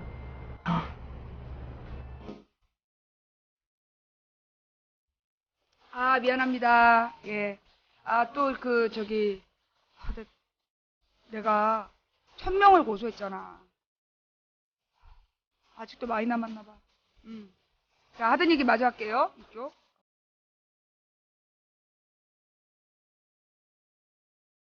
이게 중요한 얘기야.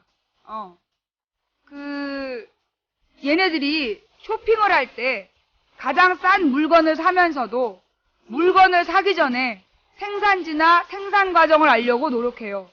부당한 임금과 노동 환경에서 만들어진 물건은 사고 싶지 않거든요. 노래. 그러니까 이런 식으로 이 애들이요. 생각이 중학교 2학년인데, 예. 중학교 2학년인데 벌써 이런 생각들을 많이 하고 있는 거야. 예. 노래 좀 껐죠? 예.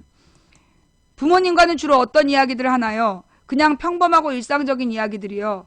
아빠는 아빠의 회사 생활과 일이 어떤지. 내가 뭐라 그랬어? 부모가 자기의 회사 생활이나 일에 대해서 아이들에게 설명해 주라는 얘기 했잖아요. 이 독일에서는 그렇게 하고 있대잖아. 예. 그냥 평범한 생활 얘기를 한다. 아빠는 아빠의 회사 생활과 일이 어떤지 자주 설명해 줘요. 그리고 각자가 고민하고 있는 것들에 대해 이야기하곤 해요. 또 뉴스에 나오는 이야기나 사회 문제에 대해서도 많이 이야기하고요. 엄마는 독일 사람이지만 아빠는 스위스 사람이잖아요. 그래서 스위스에 대한 문화나 정치, 사회 이야기도 많이 해요. 독일과 스위스에 대해 비교를 많이 하곤 해요. 그러면서 많은 것들을 배우게 되는 것 같아요. 꿈이 뭔가요? 평화로운 세상이요. 이야. 우리는 아이들에게 꿈이 뭐냐고 물어보면 판사요, 검사요, 변호사요, 의사요 이렇게 나오잖아. 얘는 꿈이 뭐냐니까 평화로운 세상이래. 뭐라고요? 장래희망을 물어보기 위해 질문했으나 역시 예상치 못한 대답이 나와서 당황스러웠다. 세계가 좀 더 평화로워졌으면 좋겠어요. 종교가 다르다는 이유로 전쟁을 일으키는 건 정말 슬픈 일이에요. 인종차별과 성차별도 마찬가지고요. 우리는 이미 많은 차별을 일상 속에서 발견할 수 있잖아요. 사람과 사람 사이의 이해가 부족해서 그런 것 같아요. 그럼 10년 뒤에는 무엇을 하고 싶나요? 10년 뒤요? 모르겠어요. 하지만 반드시 외국에 가보고 싶어요. 꽤 오랜 시간 동안요. 아직 어느 나라가 좋을지 결정을 못했지만 새로운 언어와 문화를 배우는 게 재밌거든요. 그 외에는 모르겠어요. 공부가 재밌으면 공부를 할 수도 있고 아니면 다른 것을 해보고 싶을 수도 있겠죠. 10년 뒤에 무엇을 하고 싶냐는 물음에 모르겠다고 솔직하게 대답하는 프라피아의 얼굴에서 불만이나 걱정 따위의 그림자를 찾아볼 수 없었다. 그녀는 어떤 대학에 가고 싶다거나 어떤 직업을 갖고 싶다는 이야기도 하지 않았다. 그저 자신이 하고 싶은 것, 그것이 프라피아가 저에게 준 대답이었다. 어쩌면 너무나도 당연한 대답일지 모른다. 사실 프라피아가 공장형 축산에 반대해서 채식을 하고 물건을 사기 전에 생산 과정을 알아보려고 하고 자신의 꿈은 이른바 세계 평화라고 말할 때 나는 상당히 당황스러웠다. 예상했던 대답과는 너무나도 거리가 먼 대답이기 때문이었다. 이 아이가 15세가 맞나 싶을 정도였다. 하지만 프라피아의 초롱초롱한 눈빛과 말투, 수줍은 미소는 영락없이 15살 소녀 그 자체였다. 한국에서는 모범적인 교육 시스템 중 하나로 독일의 예를 드는 경우가 많다. 누군가 나에게 독일 교육에서 무엇이 가장 좋으냐고 묻는다면 나는 한 독일 친구가 해준 이야기를 대답 대신 말하고 싶다. 공부를 잘하지 않아도 된다는 것이 중요해. 머리가 똑똑한 것이 나무로 의자를 잘 만든다거나 기계를 잘 고친다는 것보다 우월한 것이라고 생각하지 않아. 각자가 가지고 있는 재능이 다른 것 뿐이잖아. 모든 아이들이 공부를 잘한다면 그만큼 따분한 세상이 어디 있겠어. 이게 독일 사람들의 교육관이다. 물론 독일 매스컴들도 독일 학교 시스템에 대한 문제 제기를 많이 한다. 뭐가 문제라는 거야? 독일의 교육제도도 세계화라는 이름으로 많이 변해가고 있는 것도 사실이다. 날이 갈수록 학교 내 경쟁이 심화되고 있다는 보도가 나오기도 하고 2주 2세들의 학업 성취도가 떨어지는 것이 문제라는 이야기도 나오고 있다. 한편에서는 직업학교와 마이스터 제도에 대한 회의적인 의견을 내기도 한다. 독일 학교 시스템의 시대가 지남에 따라 변화되고 있고 이런 흐름으로 인해 김나지움과 대학에 가고 싶어하는 학생들이 늘어나는 추세이기도 하다. 독일이 한국만큼 대학 입시 경쟁에 대해 민감해하지 않는 이유는 어쩌면 어렸을 때부터 대학 진학이라는 단일하고 획일적인 길이 아닌 다양한 진로를 선택할 수 있는 기회가 존재하기 때문인지도 모른다. 그럼에도 불구하고 변하지 않은 아주 중요한 사실은 적어도 초등학교에서부터 고등학교까지 그리고 직업학교 혹은 대학을 다니는 동안만큼은 누구나 차별 없이 마음껏 공부를 하고 다양한 가능성을 시도해볼 수 있도록 국가가 보장한다는 사실이다. 내가 만난 프라피아처럼 학교가 끝나면 운동을 하거나 춤을 추거나 친구들과 노는 아주 평범하고 당연한 일상이 대한민국 15살에게도 허락될 수 있을까? 희망 대학이나 희망 직업이 없어도 행복할 수 있다는 것, 우리 아이들에게도 가능할까? 가능하게 해야죠. 그죠? 그러니까 물론 우리나라에도 이 프라피아처럼 친구들과 토론하고 춤도 추고 친구들과 파티하는 친구들이 있어요. 그러면 우리나라에서 뭐라고 부를까요? 불량 청소년 이렇게 부르죠? 예, 불량 청소년. 근데 이제 우리 조카가 그랬어. 우리 조카 이게 남자 조카 군대 가네. 걔가 그 소위 친구들이랑 열불나게 토론하고 주로 어떤 걸 토론했냐 그랬더니 그 자기 친구 중에 하나가 조선을 건국한 게 이순신이라고 우긴대는 거야. 그래서 다른 친구들이 설득하느라고 애를 먹었다는 그 얘기를 들으면 지금도 웃기지만 예 우리 조카가 그래. 그래서 이번에도 이제 그 부대에 신병이 왔대. 신병이 왔는데 완전군장을 하고 행군을 하라니까 이 애가 이제 막 한 2시간쯤 행군을 한다면 너무 힘들었던 거야. 그러니까 이제 죽을 것 같아요 그랬대. 그러니까 이제 장교가 저기 군대 용어는 단학가로 끝난다 그랬대. 그러니까 애가 죽을 것 같다. 죽을 것 같다 그랬대. 그래서 발칵 뒤집어졌다는.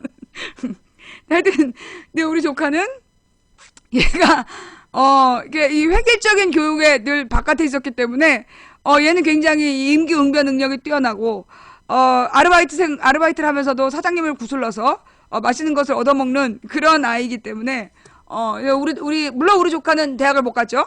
예, 대학을 가 성적이 안 됐어요. 근데 이 대학이라는 게 내가 늘 하등에 아무짝에 쓸모가 없다라고 얘기를 해도 애가 안 믿었어. 근데 군대를 가서 대학교 다니다 온 애들이 힘들어하는 걸 보면서 대학 안 가길 참 잘했다라고 생각하고 있는 중이에요.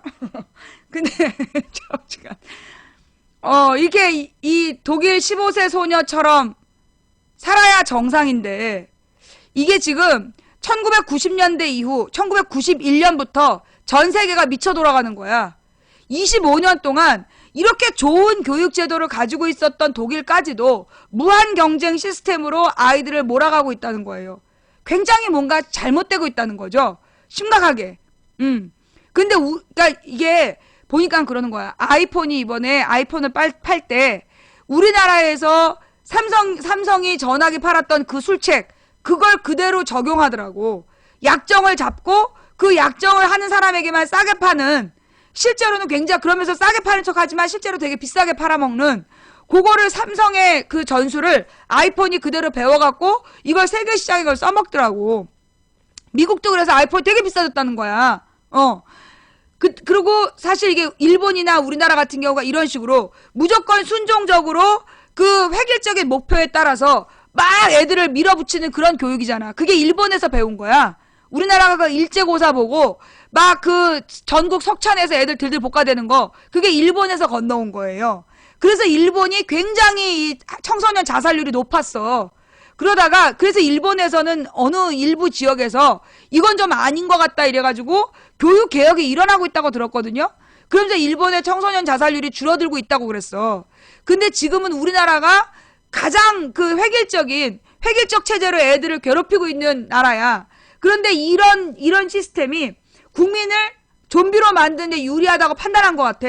그래서 전 세계가 우리처럼 애들을 획일적으로 하나의 목표로 그냥 밀어붙이는, 그러니까 이 대학들도 옛날에 20년 전에는요, 90년대까지만 하더라도 그 유럽에 있는 대학이 등록금이 제로였어. 등록금이 제로였는데 이 점점 등록금들을 받기 시작하는 거야. 독일이 제일 늦어서 한 4, 5년 전부터 40만 원을 받겠다 이렇게 얘기한 거야. 그리고 영국 같은 경우도 그 원래 90년대 초반까지는 학비가 면제였는데 90년대 중반에 학비가 생겼다더만, 영국도. 그래가지고 100만 원, 1년에 100만 원 정도를 내다가 점점 늘어나갖고 지금은 우리랑 비슷하게 내고 있는 그런 수준까지 이제 올라온 거야. 그러면서 이제 우리나라 대학 같은 경우에는 대학이 돈 버는 수단이잖아. 대기업들이 대학을 소유하고 등록금을 벌어서 이윤을 챙기고 있잖아. 그 잘못된 모습으로 막 변해가고 있는 거, 그게 우리 교육인데, 하여튼 지금 독일의 15세 소녀와 우리의 삶은 많이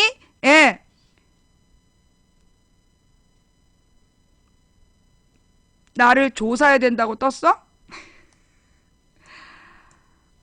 고소해야 되겠구만. 해당 방송 몇 월 몇 시에 누구의 발언인지, 해당 방송 몇 월 몇 시 누구의 발언인지요.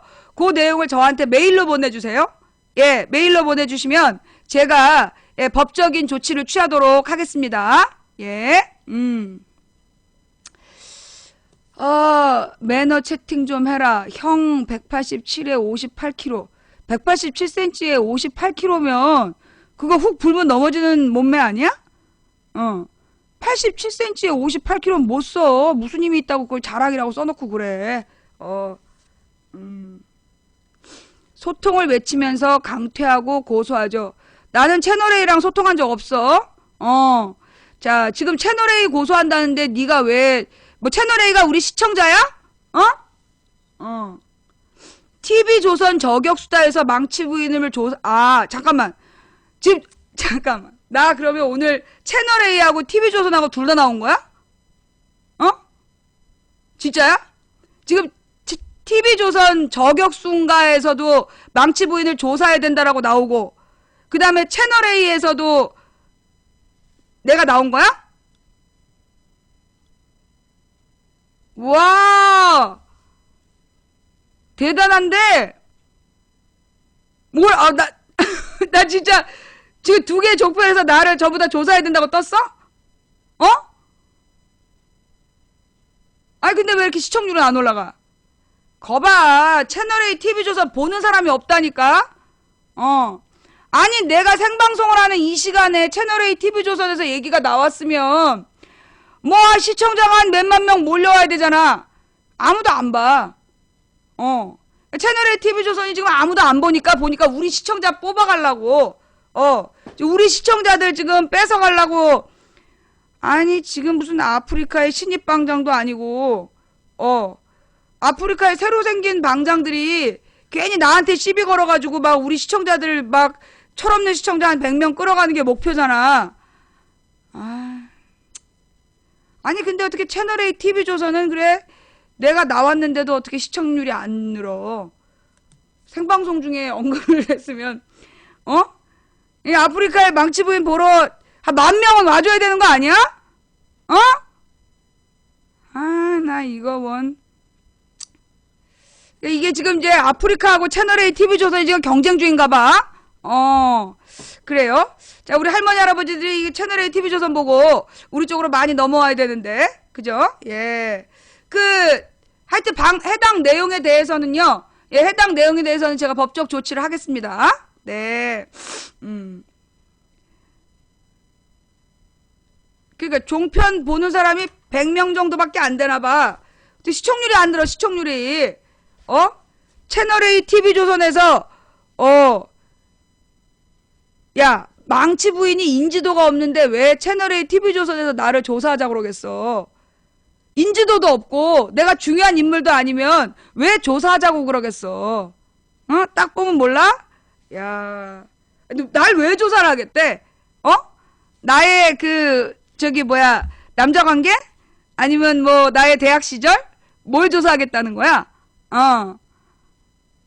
채널A 실시간 시청수 그 정도밖에 안 돼? 드디어. 아니, 근데 원래 내가 2010년까지 별로 공인된 방송인이 아니었어. 나 잘 몰랐어. 그러다가 2010년 12월에 조선일보가 나를 언급을 했어. 그 다음에 내 방송이 대대적으로 뜬 거 아니야. 이 조선일보가 한번 시비를 걸면 이렇게 좀 뜨거든요. 예. 한미 동맹 관련 발언으로 뭐 한미 동맹 관련 발언 뭐 내가 뭘 어쨌다고.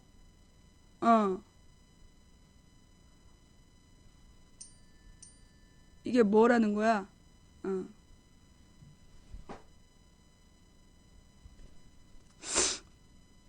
잠깐만요. 자, 돼지피 음모론 이어 박 대통령 피습도 자작극 황당 주장. 마크 리퍼트 주한 미대사 피습 사건의 충격이 다 가시지 않은 가운데 이 사건이 미국의 자작극이라는 음모론까지 나오며 논란이 일고 있다. 전례 없는 주한 미국 대사 테러 사건은 온 국민이 충격에 빠진 가운데 이번 사건은 정치 공작을 위한 자작극이라는 음모론이 계속 이어지자 네티즌들의 분노도 갈수록 커지고 있다. 이 음모론은 마크 리퍼트 주한 미국 대사 피습 사건이 박근혜 정부 혹은 미국 측이 정치 공작을 위해 꾸며낸 대국민 자작극이라는 터무니없는 주장에서 출발했다. 결국 리퍼트 대사가 손수건으로 얼굴을 막는 과정에서 돼지 피가 담긴 주머니를 이용해 자극적인 장면을 연출했다는 것. 누가 이런 소리를 한 거야? 한 네티즌은 깊이 5cm, 길이 11cm의 상처를 입은 사람이 스스로 그날 바로 태어날 수 있나요? 라며 어떤 동영상도 피습할 당시 칼을 쓸 장면이 없다. 또 다른 네티즌은 얼굴에 댄 것은 천이 아니라 돼지 피가 담긴 주머니라는 글을 올리며 2006년 박근혜 피습 당시 의료진과 리퍼트 의료진이 같은 라인인 것이 이를 증명해주는 증거라고 말했다. 뿐만 아니라 망치부인이란 별명으로 불린 이경선 씨 또한 6일 인터넷 개인 방송을 통해 우파가 사건의 배후를 논하면서 민주화 인사들의 뒤를 털고 한미동맹을 이야기하면서 미국의 비싼 무기를 사는 결론으로 가고 있는 것이라고 주장했다. 이건 맞는 말인데? 그런데 이게 망치 부인의 주장 부분은 맞는 부분인데 앞뒤에는 미친 얘기들 아니야.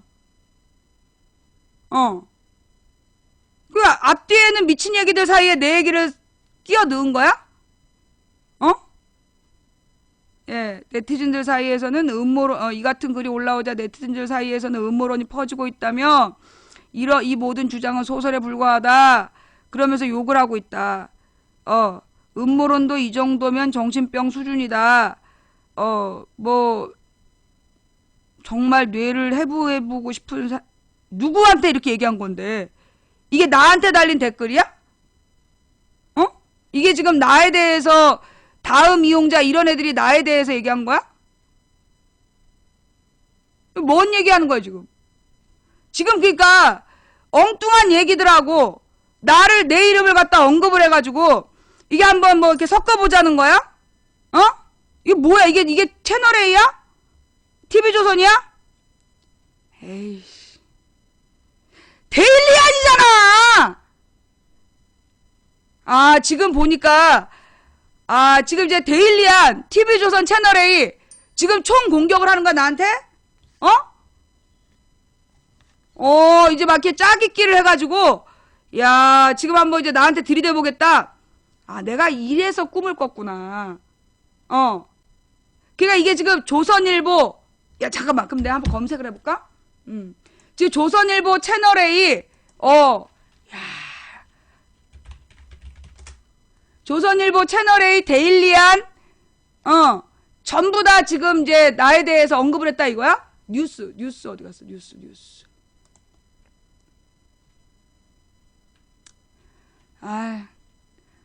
여전히 나는 그 망치로 아내 발등 찍은 남편 뭐 불륜 의심 이런 망치 부인들한테 뒤지고 있어. 데일리안에서 하나 나왔고 그 다음에 자 여러분 아주 재밌는 거 보여드릴게요.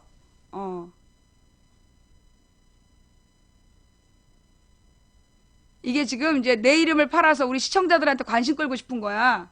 그런데 자 이것도 국정원이 한 거니? 이것도 국정원이야? 잠깐만 이거 멀티캡 어디 갔어? 멀티탭 뿐만 아니라 망치 부인이란 별명으로 불린 이경선 씨 또한 내가 조금 아까 읽어준 내용이잖아? 우파가 사건의 배후를 논하면서 민주화 인사들의 뒤를 털고 한미동맹을 이야기하면서 미국의 비싼 무기를 사는 결론으로 가고 있는 것이라고 주장했다라고 얘기했잖아요. 그죠? 자, 그런데 여기서 이거는 조선일보 내용이야.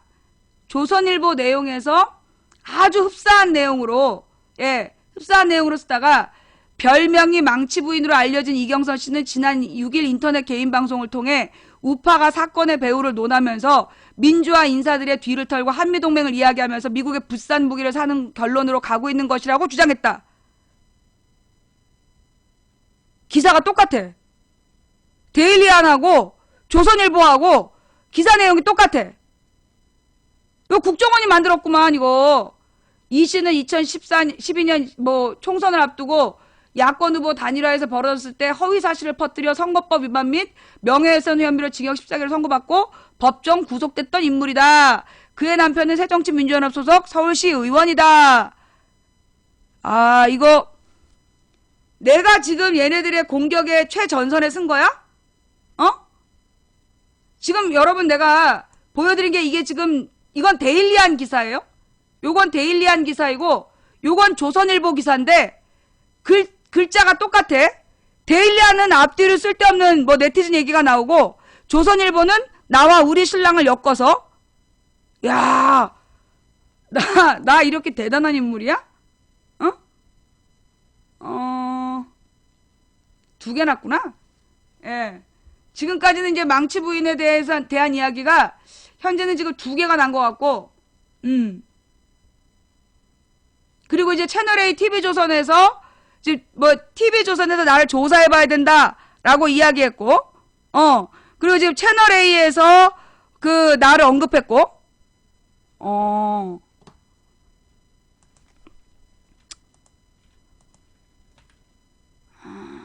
그렇구나. 알았어.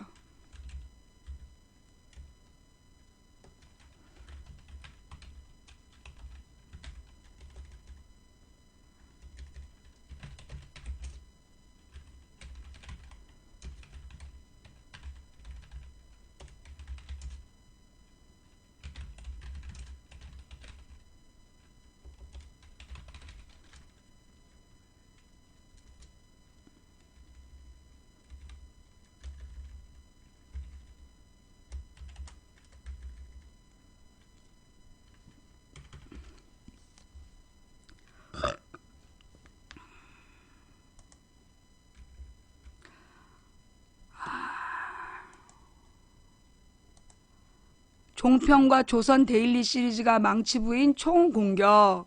예. 지금, 예. 여러분, 망치 부인 현 정부와 한국통신 밀접한 관계인가요? 사건 터졌을 때 인력 구조 조정이 있었고, 올해 구조 조정설. 그러니까 KT하고 한국통신이 밀접한 관계냐. 이게 당연하죠. 예, 원래 한국통신이 공기업이었는데 이명박 때부터였지 민영화가 됐잖아. 민영화가 되면서 점점 인력을 축소하고 있잖아요. 예, 여러분 지금 망치 부인이요.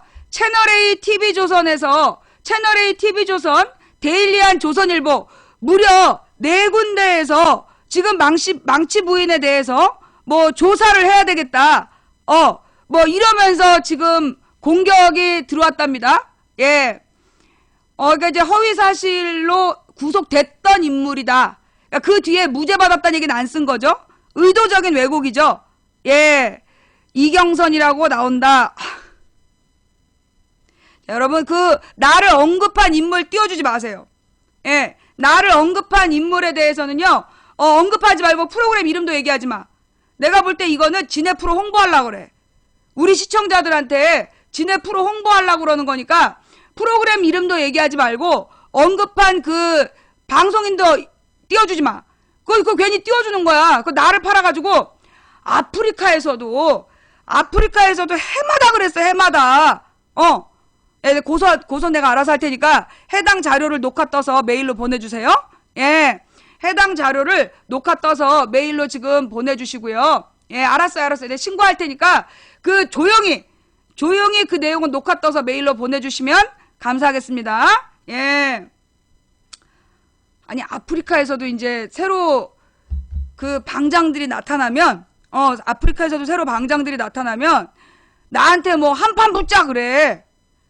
아휴 내가 무슨 스카치 테이프도 아니고 뻑하면 왜 나한테 한판 붙재. 개나 소나 들이대면 그냥 나하고 동급되는 줄 아나. 이 시청률이 점점 떨어지니까 이제 막 나한테 뭐 한번 들이대보고 싶은가 보지? 그래서 한번 좀 뭐 시청률을 올려보겠다는 뭐 그런 거야? 나 이거 진짜 종편 이름 쓰나.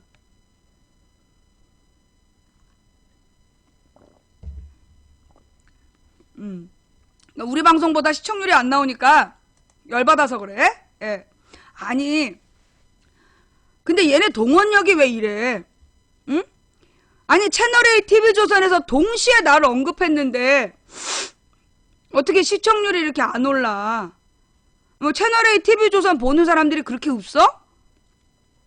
아니, 이거 솔직히 만약에 어느 케이블에서 아프리카 방장이 나왔다. 그럼 막 대대적으로 막 사람들이 보러 오고 그러는 거 아니야? 얼마나 보는 사람이 없으면 그러겠어.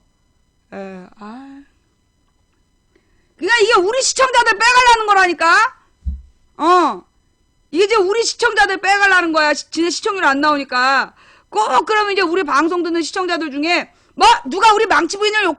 쫓아가고 꼭 욕하는 애들 있어. 가서 욕하지 마세요. 가서 욕하지 마시고요. 못 본 척 하세요. 못 들은 척 해주세요. 네. 나머지는 우리 변호사들이 알아서 할 테니까, 예. 못 본 척 하시고, 절대 종편 프로에 대해서 홍보하지 마시고. 예. 아, 오죽 장사가 안 되면 그래. 나를 팔아서 장사 좀 해보려고. 애쓴다. 예, 애써. 우리는 지금 뉴스를 통해, 이게 여러분, 이게 우연이라고 생각해요? 내가 지금 방송한 지 9년 차야. 내가 지금 방송한 지 9년 차인데, 조선일보하고 데일리안에서 똑같이 6일자 방송을 가지고 토시 하나 안 틀리게 기사를 써? 앞뒤에 쓰레기 사이에 날 섞어서? 지금 국정원에서 움직이는 거 아니야? 아니면 댓글원에서 움직이거나. 이거 지금 여론조작팀에서 붙은 거야? 아, 이거 지금 이제 여론조작팀에서 한번 해보자 이거구나. 아, 나 이거 다음 주에 쉬려고 그랬는데 이거. 이렇게 되면 또 한판 붙어야지. 예. 내가 아프리카에서 방송한 지 9년 차야. 그리고 내가 6일에만 방송한 게 아니고 6일 방송을 모니터링을 했구만. 여러분 방금 보셨죠? 다시 한번 보여드릴게요. 제목도 틀리고 앞뒤에 쓰레기는 다른데요. 얘네들이 이렇게 뿐만 아니라 그래서 망치부인이라는 별명으로 요게 데일리한 기사야. 아이고 왜 안 나오냐? 뿐만 아니라 요게 이제 데일리한 기사예요. 그런데 조선일보에 나온 내용이 그 글자 하나 안 틀려. 내용이 똑같아. 이게 지금 이 정원이들이 이 그 국정원 소속 댓글원에서 내 방송을 모니터링한 다음에, 그니까 이게 그거구만.